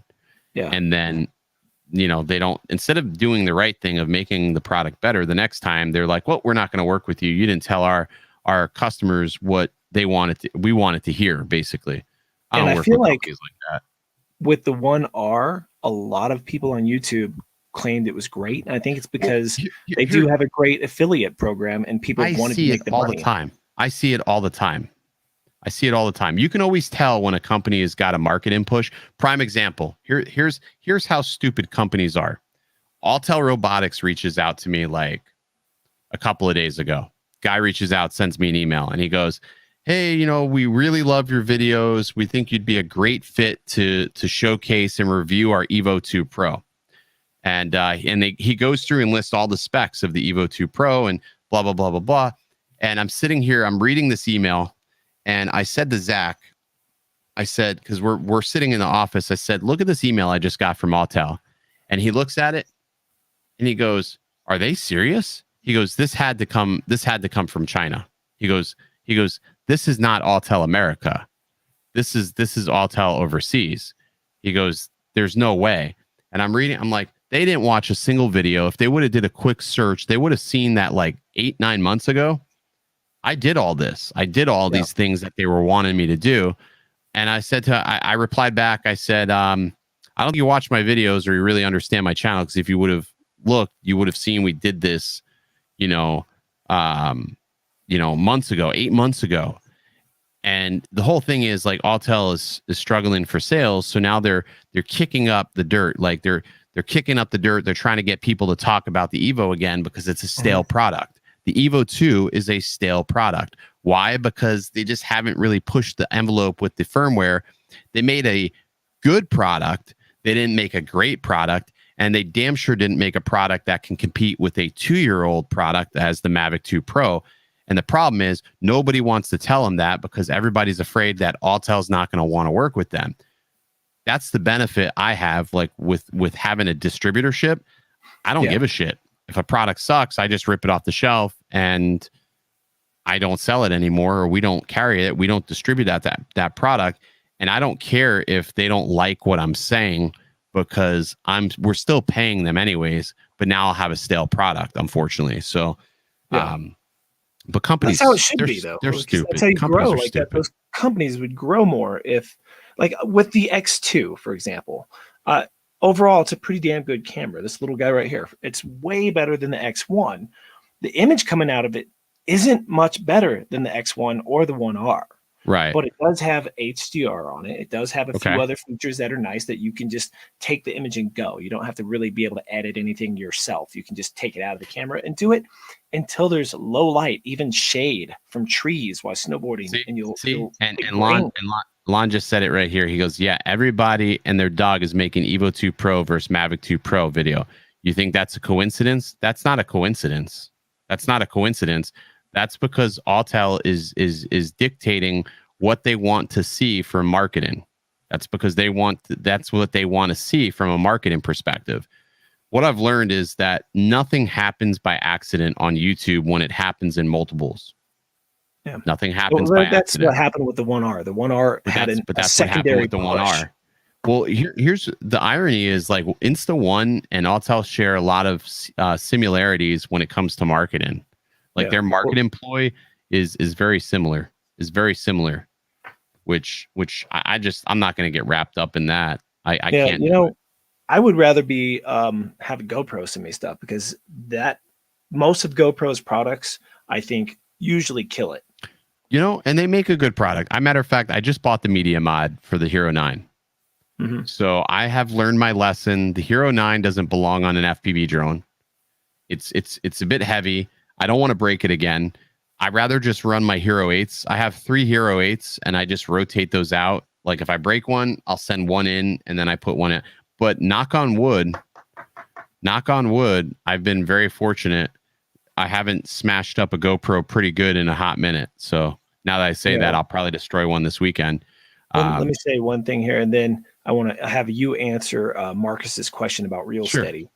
Yeah. But I wish I knew someone higher up at GoPro, because if I could get them to make the damn GoPro, what is the small cube one? What did they call that? You're talking about the Session again? Yes, they need to make the Session again. Something like that. The problem is we're such a minority. Like, people that fly FPV are a small segment, a small minority. And I'm willing to bet that they still make the Session, but not for the public release. I believe they do make it for the DRL. I believe that they do produce the sessions for DRL, but they're not producing it for a public consumption. So I would agree that two or so years ago that I would totally agree with that FPV still hadn't really grown that much to that big of a degree. But in the last 2 years, I think now with DJI, it'll be different. Like if they came back out with one now, not only with the drone stuff, but surfers and so many other people like those, because when you're surfing, you don't need a screen on it. You can't see it. You can't touch it. The water messes with it anyways. So you set it and forget it. I think we're going to see a smaller GoPro this year. Like, there was a lot of people that were pissed that the Hero 9 was larger, right? The Hero 8 was big. The Hero 6 was reasonable. What's for the battery size? Let me show you the battery difference. Well, the battery's huge. Yeah, I've got it. Yeah, the battery size is big. But I think what you're going to see, though, Sean, is that we're going to see a square cube or like a no screen device this year from them. They're going to present options. I don't think it's going to be like a Session, but it'll be something similar, because it would be smart of them. And that would be a way for them to take back, because GoPro and DJI sort of have like a little battle they had. Yeah, not really though. Like, how do they have a battle though? Because they have one product. No, they had battle prior to that. So like GoPros were on all the early DJI drones. Like, they didn't come with them, but they had a little case made for GoPros. Right, made for a GoPro, but then GoPro was supposed to actually be a camera that they kept working with and something happened, whether GoPro decided to make, I can't remember the exact story, if GoPro made their drone first or if DJI pulled out of the deal and made their own camera, and then GoPro decided to try to make a drone and failed. But they definitely, if you look it up, it's an interesting story. They had a little. So Nitran says 32 grams ain't that much. I absolutely disagree. All of my builds are built and tuned around a specific weight, right down to my batteries. All of my builds are 628 grams all up. 628 grams all up. That's a Hero 8, 1050 mAh battery. The whole build, about 628 all up. And I'm getting about 6.5 minutes of solid flight out of that. So, I mean, I wouldn't want to add 32 grams because would I maybe notice it? Maybe not, but I've got everything tuned specifically for that weight that I'm putting on there. So all up, 628, that's pretty fucking good for a 5-inch quad. Well, before you get here, I need to probably get a new Tiny Hawk Freestyle because I fried mine in the snow. Why you want a Freestyle? Why you want that? Because I already got it all set up. I can just copy the thing, set it up with the new one, and just practice it at the park. I would say if you're going to practice, get a 5-inch quad and practice with that. I feel like flying a 5-inch is more beneficial because it could take a hit. What about a 3-inch? Yeah, 3-inch or even a 3-inch. I just feel like they're squirrely. You know? Okay. They're harder to fly. Suggest one that will work to me that I can get here before you get here. So I would say get yourself a Nazgul, man. The Nazgul 5. It's a fantastic little bind and fly. Nazgul 5. Nazgul 5. You can get the Nazgul 5 HD. You can get it in an FR Sky. I think that's what you don't have Crossfire, do you? No, I don't have a module for that. Yeah. So do I want to order that through getfpv.com? You can go Race Day Quads, ships fast. Where you're at, I would probably look at Pyro Drone. Where you are, you'll probably get it quicker by ordering from Pyro Drone. I need something that I can practice with because I'll show you in this footage. Pyro Drone, here we go. That I was doing with the DJI FPV. For some reason, I went from trying to fly close to everything. I'm like flying so high up and so far away. Yeah. And I'm just proximity. I'm trying to just do smoother motions. And I'm practicing just sort of spinning it around, trying to keep the horizon level, that kind of stuff. But I'm not even close to anything. Like, I'll show you. I got a couple clips. But there's a lot of great spots out there. There's a lot of great spots out there in Colorado, like Denver. Denver area is pretty good. What's that? Why don't you tell them what Real Steady is? So Real Steady is a program that uses the gyro data from a GoPro. So inside your GoPro, your action camera, it knows whether you're turning it left, right, forwards. It knows all of this.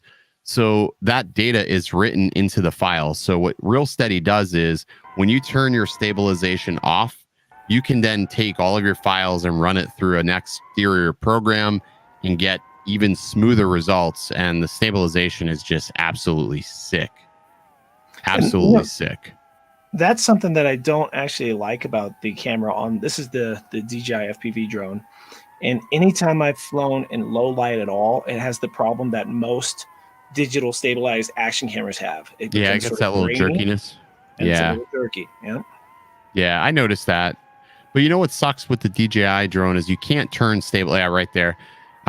You can't turn stabilization off with it because it doesn't look good, and then you can't do anything. You don't have an option to stabilize after the fact, which sort of sucks. Really? So if you take the stabilization off, you can't put it in Real Steady? Look how bad the dynamic range is, though, out of this camera. You may not notice it, but you look at those trees in the far background. It's black spots. Yeah, it looks bad. Like they need to fix that. Well, the road even looked blacked out, right? Yeah, they need to fix that. You can fix it in post. This is actually me using their normal setting. I didn't want to color grade. I haven't tweaked this coloring at all. I will tweak even the normal setting. I'll still tweak once I put the video together so that the blues pop more and everything. It's hard to film in Cinelike though, because Cinelike you can't see. Oh, I didn't even think about that. So it shows Cinelike in the goggles. It shows Cinelike in the goggles, so it makes everything sort of washed. It washes things out. Yeah. Like and it's already really really hard to fly over snow like this because you cannot really tell what the terrain is doing. Like even with the goggles, it's for me at least, it's hard. I got to figure out how I'm going to bring that FPV drone. It's such an awkward thing to travel with.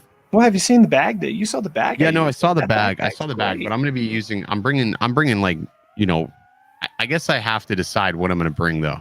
I may just take it all apart and throw it in a different bag. I'm going to try to pack it, do some mock pack ups today. So this is that little clip that I showed you the other day where I switch it over to manual and I completely forget that it starts to drop out of the sky as soon as you do that. And it'll show it in a minute, but yeah, look, it's weird. God, that drives me nuts how bad that is. Because like when you it right here, so that's me switching it into manual, and then you have to move the sticks, right? Yeah. And what's your camera tilt? Why is that camera tilt? That camera tilt seems really high, though. I think it was at 20 degrees. Okay. Yeah, some reason it seemed high. But it doesn't. It has you see right there. That was so close. Oh yeah. Yeah, you could have went up a little higher, but that's why I like to take off in manual and just go from there. Like I didn't mess with it. Honestly, I have another. So this is my second time trying to fly this drone in manual or acro, whatever, same thing. But you know, and it's really crappy. It's really sort of jerky, and I'm probably going to slow down my rates, sort of like what Billy suggested to me. He talked to me about slowing down my rates like him because the way he is trying to film and use it is similar to the way that I want to, where it's more just swooping kind of motions. I don't really care about flips and stuff like that. So let me fast forward this. Oh, that's the end of that one. Let me just remove this. Which one is it? Here we go. And then I did another one. Oh, let me turn this volume down. No reason to hear that. So this is continuing in manual, I think. Same spot. This is now, if you want to follow some snowboarders, I can bring you up here. And you can see all the snowboard tracks, right? So you can totally follow and fly around here. This is not a ski resort. Although when I turn here, as soon as I pitch the camera back up, see way across there, all those runs that were in the left corner? That's where I'm going to bring you. That's the ski resort I'm bringing you to. Okay. So, but this area here and across the road on the other side is considered we'll have to find some like terrain, like maybe some waterfalls or something like that, because this like snow is cool, but it's like everything just looks white. Yeah, and it's melting like crazy right now. So by the 2 more weeks, so much more, unless we get a snow, which could happen, but I don't think. See, that's a crappy flip, but I tried it anyways. Yeah, well, that's again. So that's the reason why I have my rates a little bit higher. I fly a little bit faster rates. Yeah. For my rotation, because I want to know that if I need to do something in a hurry, I can. But honestly, here's the reality: like, it doesn't matter what rates you have. Like, there's no such thing as cinematic fucking rates. Like, that's a farce. That's a farce. It all has to do with how you are on your sticks. Rates don't do shit for smoothness. That's just going to make how your stick inputs, how it's going to interact with like how far you're going to go to the farthest end of your stick reach. That's all that does. Like, it doesn't make like, I feel like people think that rates are going to make them fly smoother. That doesn't make the drone fly smoother. What needs to happen, and I'm shocked that it already hasn't, is DJI needs to take some of the feedback that people have given them and tune this a little bit, because there is some crazy prop wash when you are making certain sharp maneuvers. It drives me nuts, and I can feel the vibration, but it sort of translates into the footage. So it's one of those things where they need to tune this a little bit better. It's just. Do you think that could be something they could do? I don't know, man. I almost feel like they're limiting the power of this. Like, I feel like it can give so much more, but it's almost like there's almost like a throttle limit or something. Huh. It's weird. It's weird because do you know the size of those motors? Well, they gotta be something like a 2306 motor.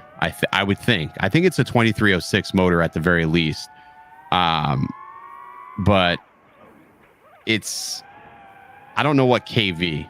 If I had to guess the KV, I would say it's like a 1600, maybe a 1700 KV, maybe even less than that, to be honest with you, because they're achieving. So one of the things that they're touting is this amazing flight time. One of the things they're going to do to get a better flight time, they're going to lower that KV. And with 6S, they're probably running maybe a 1600, maybe even a 1500. It could be even a custom KV that we have never heard of. I don't know, because nothing's listed, and I don't see anywhere that it indicates what the KV of that motor is. But it's sort of underpowered, and when you give the sticks input, it's lethargic. It's lethargic to react to whatever you're asking it to do. So you got to be very intentional when you're flying it. So that's what I say. Like, you have to know what you're going to do before you do it, to make sure that you can counteract that sort of bit of lag that you're going to get there.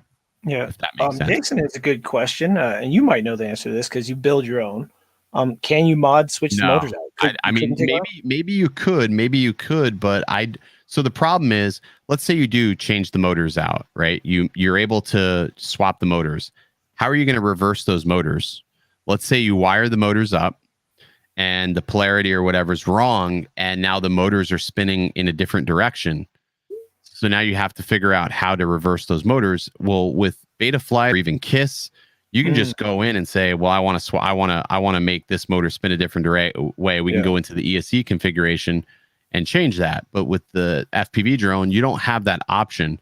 I'm sure you can just play around with the wires until they spin in the right direction, but that's a lot of work. That's a lot of guesswork too. You can, like Night Train said, you can swap one wire, but it's like swap a wire, solder it back up, keep going. The other thing is, you don't know what adverse effect that's going to have on it itself when you change a motor out. You wouldn't know. You know what I mean? You wouldn't know. Well, yeah, and I keep hearing about people who are planning to tear one completely down. I did see a guy decase it. I did see a guy decase his FPV drone. It looks pretty sick. There's a fan in there. Like, I mean, it's a little computer. Yeah, no, he decased it, and he built like a frame. I saw it the other day. I don't know if it flies, but he has different motors on there. The arms even fold. It looks pretty sick. I don't know what he did with the antennas though, because those are down in the feet, but it looks pretty sick. Yeah, I'm actually surprised that they didn't make it a little bit more plug and play. Like the arms just pop off. Well, maybe next time. Maybe next time they will. But I mean, for me, I rather have like a Gen 2 of the air unit. I rather have Gen 2 air units more than anything. That's what I'm waiting for. That's one of the reasons I haven't. Gen 2 air unit, I'd be sold. Because I want to not have a whole bunch of controllers and a whole bunch of stuff, and I'd like to continue just using the digital. Like, I'm really spoiled. I know I have a little thing of goggles, but that's why I thought about just getting another Tiny Hawk or something, just to keep that as my little Tiny Hawk setup. We don't really know. I mean, you look at the ESCs on these, and I mean, it looks pretty generic.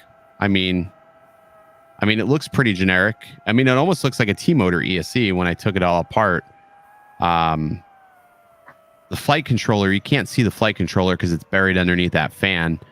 And I don't think it would look like a typical flight controller either, sort of the way they have it all configured. But the ESC at least makes it simple to repair. Like if you had to put a motor on or swap an arm, you can unsolder, resolder, and then it's just following however the wires are color coded. So that does make it easier, but you still have to do some sort of soldering. This is a great example of how the blacks are just really just. Yeah, see, like this right here, all on that right side is so crushed. There's no detail in the shadows. Yeah. See, this, you know what this camera does is it favors the highlights more than the shadows. There's no balance. You know what I mean? Oh, definitely. There's just no balance to the shadows. Now, the only way you can fix this is if you fly in manual, where you balance it yourself. That's the only way you're going to fix whether or not you're going to have a good balance. But then that's scary at certain times of the day, because if it's really bright and all of a sudden it goes really bright, now you got to flip it into manual, or I should say normal mode. Hover, fix your ISO, and then all that other shit. Yeah, because you turn around, if you got it set for that bright sunset set, and then you turn around and then everything's just even darker, I had a situation today. I was flying. I was just trying to see how far it would let me go. I went behind a tree and the freaking thing disconnected. I was like, I was sort of annoyed because I wasn't crazy far, but it disconnected and I was in manual and I completely lost video. And then next thing I know, I was like, I'll just go up on the sticks. And as soon as I did that, everything, you know, it was good, but it flipped me into normal mode. But it was just annoying because I was so close. Like I wasn't far at all. Yeah. Well, and and that you know, makes me leery. this is what I was talking about. You notice how far away I'm staying from everything. Yeah. And I'm just basically, well, one, I can't tell what the hell's even on the right side, like where the trees are compared to the dirt and the rocks. That's so shitty that it's like that. It's so shit. I can't stand that.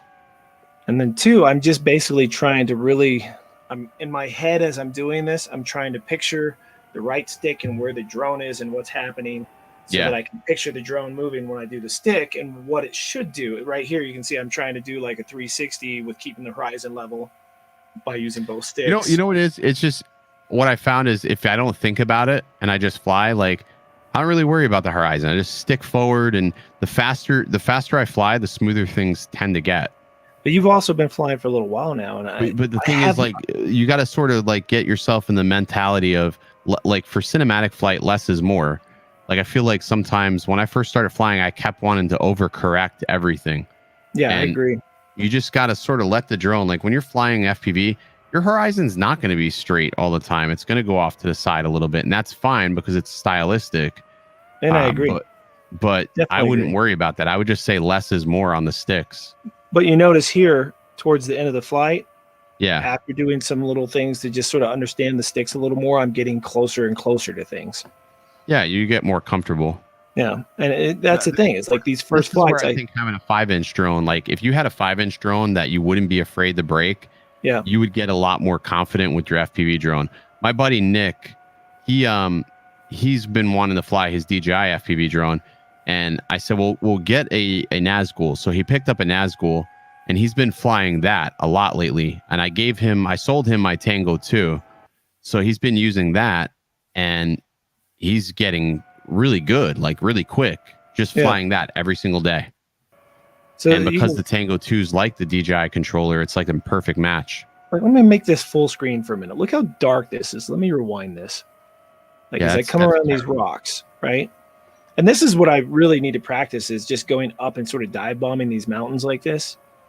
But also I just don't get it. I don't understand why it's so dark. It should be able to better balance this out. They got to fix this. They have to fix this. I can't even see. I know there's trees there, right? Right. It sort of gets better right there. And I know it's dark, but it's, they got to fix that. But I'm really shocked. Filming. That's because it like only films for a certain amount of minutes and then it stops filming. Like it makes a new folder, right? I'm so shocked. Well, yeah, it splits every 4 minutes. It does file splits. Why? I don't know. I don't know why a file splits. Long. Like I can do so much longer, like on a GoPro. But you know what? It's not. You're not losing anything when it splits the file, though. It's not losing anything when you split a file. It doesn't have a second delay or anything? No, there's no delay, because if you drop the files, it's a continuous split. So if you drop the file, and it'll pick up right where you're not going to see a split. It's a continuous file. So that's not terrible. I don't know. I just feel like that they could do better with the automatic exposure on this. But I'm also shocked that they haven't put out an update. Like there hasn't been any updates to fix any of the bugs or anything. Nothing. I even looked today just hoping that maybe there was something there. Nothing. Yeah, and Lon, I do right now. I'm practicing. I just leave it in auto. I don't care. I'm just practicing to fly. It's just too fiddly to not be in auto, like going back and forth. Now I do sometimes. You know, half the time when I'm flying a regular drone, I leave it in auto too now. But the damn picture's gotten so good that I'm not putting it out for like anything pro. I'm just putting it on YouTube now. If it's too bright or washed out, I'll switch it to manual. But with the GoPro, I just set my ISO at max 100. Yep. Like I just leave it at 100. I just leave it at 100. I run an ND8, and that's basically all I do. Yeah. Let's see. Aaron says, "What's up, Dobo and Oz? Been watching both of you guys for a couple years now. You two inspired me to start flying drones." That's awesome, man. I appreciate that. Nice. Thank you so much, man. That is awesome. So I might have something before you go. I'm trying to get something that's coming in. I'm waiting for Gina to send it to me. She found a certain clip, a certain video. She said she sent it to me on my phone, but because it's a damn Android, it's all pixelated. So I'm trying to get it. It's that one. What one? The one of you passing out. She found it. When did I pass out? On that ride. Oh God. I'm trying to get her to send it. That was horrendous, man. Yeah, that was crazy. But the guys who were here at the beginning of this, that'd be a pretty funny way to end it up, I think, if I can get her to send it. And then let's see. Well, while we wait, let me ask you a couple more questions just real quick. And if she doesn't get it, she's trying. She's trying right now. Okay, that's good. No, if you had an iPhone, it'd be easier. I know, dude. I miss AirDrop. So, but I just wish the iPhone would come out with USB-C, but I'm afraid they're going to skip that completely and go straight to wireless. If you could take over somebody else's channel for a day, whose would it be? That's an interesting question. And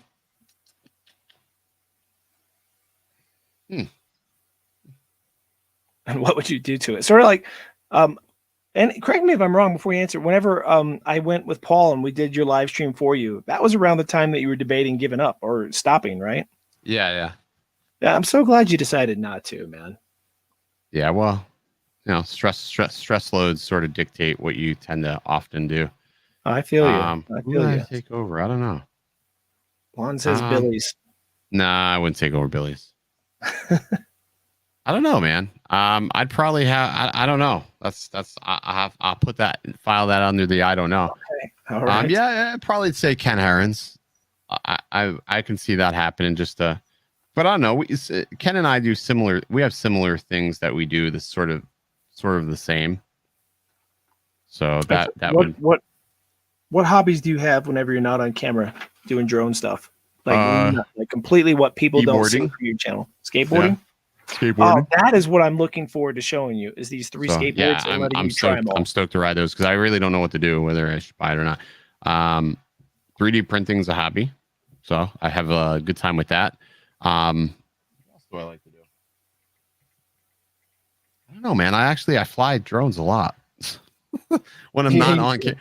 Yeah, but I fly a lot that I don't post. I fly a lot like I'm pretty hellbent on 4 packs a day every single day, but I don't post it all the time. Like unless I have something that's like really awesome, I don't post.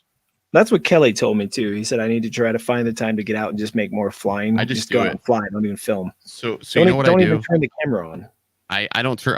I'll take a quad off the wall, and I'll have a break in between calls, and I'll just go out. So people take a smoke break, right? They smoke a cigarette. Well, I take a drone break. Yeah. So when I get a second, I'll just go out 5-10 minutes, fly a quad, come back in, put it down, and it's a nice way to clear your head during the day. My neighbors hate me. From the noise. Oh yeah, dude. Oh yeah. They don't get a moment's peace during the day. So I'll fly periodically during the day. I got this awesome bottle cap opener I keep playing with. She says it's almost done. So stall you just one more minute. This company sent me this bottle cap opener. I think it's awesome. It's a bullet, but it's a bottle cap opener. I think it's awesome. Oh, that is cool. Look at that. Put that back up to the screen. That's pretty cool. It's a bottle cap opener, but it's a bullet. That's pretty dope. I've never seen those before. I've never seen that before. I think it's pretty cool. That's new to me. So very cool. Okay. She says it shows sent. Yes. Let me download it real quick. Okay, here we go. It is hot as shit in this office. Yeah, these lights kill me, dude, by the end of these shows. Wow. Why can't I? Yeah, lights going, printers running. It's hot. What the hell? Can't you save things out of Facebook? I am not knowing, Sean. No. I don't know. No. This has got to save. Give me just a second. I got to figure this out. Where is a way to do it? There we go. No, forward. Download. Here we go. Excellent. More, I think. All right. Let me just pull this open. Yes, got it. And I am going to share this to the stream. So if you want to brief everybody again what this is they're about to get to watch. I have no idea what the hell it is. Oh, you don't know what this? So those of you who were here earlier, you heard us going to. Oh, hold on, let me stop it. Oops. You heard us go into the go-kart track, and we did this ride, and you can see the ride there. It's upside down, right freaking there. And where are we sitting, Sean? I think that's me right there. I'm right here. Yeah, I see it. I'm to the right. Yeah. Yeah, I'm to the right. Listen very carefully. I think I go limp. You don't hear anything now. Yeah, that's because I went dead. Yeah, look at my hands, Sean. Look at my hands. Look at my hands, Sean. Yeah, See you're my just hands? flopping around, dude. I'm flopping around because I'm freaking unconscious. Yeah, look, right there. How'd you even slow down? You're in the black. Their feet. Look at their legs. Now you're awake. Yeah. I'm getting dizzy. Okay, so like you hear the girl say, it got quiet all of a sudden. You don't hear anything now. Yeah, 'cause freaking. Nobody's saying anything now. Like, try not to mute. It's because you're passed out. I'm dead. I'm dead. Nobody cares. I'm dead. And then when you come to, How'd you even slow down? you hear it right here. Their feet. Look at their legs. That ride was the devil. That ride was the devil, Sean. I'm getting dizzy. Oh, I love it. It's so great. Oh, you were That ride was the devil, dude. I'm telling you, like, if we had a roller coaster show, it would be amazing. It would be I don't know, so dude. much fun. You should see me when I go to Busch Gardens. My daughter wants me to ride the front row. A couple of times I got really lightheaded. You know, when you get really lightheaded, all the blood's out of your system. You're just like, and it's like, I feel like if somebody had the windows power up and power down, it'd be like, I mean, I'm just out. So I was like a roller coaster fanatic when I was a kid. The last few years, my equilibrium is messed up from going backwards on them. Oh yeah. I can't, like, backwards ones mess me all Some up. rides, man, some rides really hit me. Like, I don't know, dude. I don't know if I could do them. Like, I don't know if I can conquer my fears. I'll do it, but I'll be screaming bloody murder. Like, it'll be. I'm laughing at what Lon just wrote. Oh, that's great. Goddamn right, Papa Lon. All right. Alligators and amusement park rides are in no Dobo zones. Don't forget bats. If you haven't seen the bat video, Bats, squirrels. it's one of my favorites. We're running a long list. The newest thing is, dude, I'll be flying and the squirrels will come up by my feet and they'll stand there. I'll hear You don't them. like squirrels? No, it's not that I don't like them. I don't trust them. I don't trust squirrels. You don't trust squirrels? No, I don't trust squirrels. I don't fuck with squirrels like that. No, this video won't work. You know what I don't like is .mov or MOV files. Yeah, that's a format for Mac. Yeah, it won't work on the web browser here for me to do that. Probably not. No. I was going to show the bat video, but I don't have it saved as the MP4. Well, let me ask you one more question. I'll let you get out of here. For the people that are still here with us, it's dwindled down because I start these shows so late. It's like midnight your time. Well, I try not to squash everybody else's time. You know, everybody else is doing their stuff, and there's so many other shows. And it also lets me eat dinner with the family first. But if you had one piece of advice for anyone watching now, or anyone that possibly makes it in a replay to this far, about YouTube and starting YouTube, like someone just starting, what would you give them as advice to help them through that journey? Don't make it about products. Just make it about you. You know? I think that's I like that. Yeah. I think that's the simplest thing you can do. I think too many times, like, everybody's like, I have to buy. People will go into debt to make videos and they'll chase products. But I think what's more important is if you can make a channel that has nothing to do with products and just something that's, evergreen. I think that's the most. That's the best advice you can give anybody right now, is to make something that's, self-sufficient without any need for a product. I think that's the most important thing. There. I was about to ask you one more thing. And do you plan to buy the Mavic Air S2 2S or whatever the hell it is? Yeah, we should have them in stock. So I'll probably have one. Does anybody know? Am I asking the wrong questions here? Is there an actual date, or is it still just? I don't know. I don't think we. Okay, it's still just a rumor. Okay. Yeah. Gotcha. Okay. I wasn't sure if that rumor was just a rumor still, or if it had been legit. I don't think we've ever seen it. I don't know. My box didn't have the Dobo print on it. You know what? The Dobo print just came in today. So I started stamping boxes. So it's a good print. I like it. It's a good logo. I figured I needed something. And it works. And I appreciate it. And yeah. Thanks. Sorry about that. That didn't mean for that to be awkward there. No, you're good, bro. I'll see. So we'll call me tomorrow so we can go over all the details of everything. Sounds good, man. It's going to be fun. And I'll let you go, and then I'm going to wrap things up with the rest of these guys. Thanks so much for coming on. Hopefully, thanks for having me on. No, thank you for coming, man. You look like you're about to fall asleep, so good. I am definitely. Yes, sir. I'll see you later, guys. Bye. Later. All right, guys. I really appreciate having everybody come on here. You guys know that most of these shows that I'm having, I'm trying really hard to get somebody that does YouTube of whatever caliber, whether they have a ton of subscribers or they're just starting out. I'm trying to interview people in each and every one of these live streams. Sometimes they're going to be drone enthusiasts like this. I actually hope to be getting someone from Cartnarks one of these days. If you guys aren't familiar with that channel, it's completely different. It's a guy that goes around giving people shit for not putting their grocery cart back in the cart zone area. So yeah, that's what I'm trying to do to make the live stream show not just another live stream show where I'm talking just about drones or tech or snowboarding, but we're talking more about how to build your channel up and how everybody's journey is sort of different to get to the point that they're at on YouTube. So hopefully you guys do enjoy that as a bit of content for these live streams. I know I didn't give away as much stuff as I usually do on this one, but it was a good conversation. And hopefully if you watch this in the replay and you happen to make it this far, you got something out of it. And for those of you who came live, you know, we always appreciate you guys in the chats who are actually here because it helps everybody like sort of keep going. It is really hard, I find, to watch the chats whenever I'm talking to someone else, like when it's right now. And, you know, I can click on the things and get them up on the screen. And Sam says later to Dobo. Lon says April 15th is the big rumor, but the 27th is the anniversary. Ooh, okay, that makes sense. And now here we got the 15th and the 27th. Branding, probably summer. And I don't think I'm going to get the S2 as of now, but I say that about every new drone. Somebody stole my cart idea. Yeah, I guess so. He's been doing it a while, Lloyd.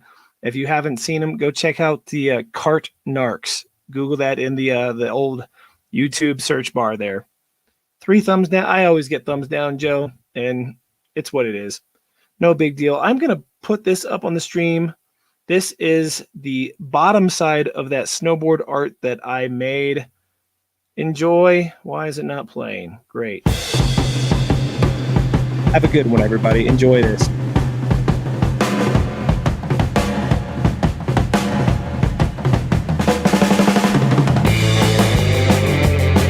If you want to buy one, go to jasonsnowboarding.com. Limited run.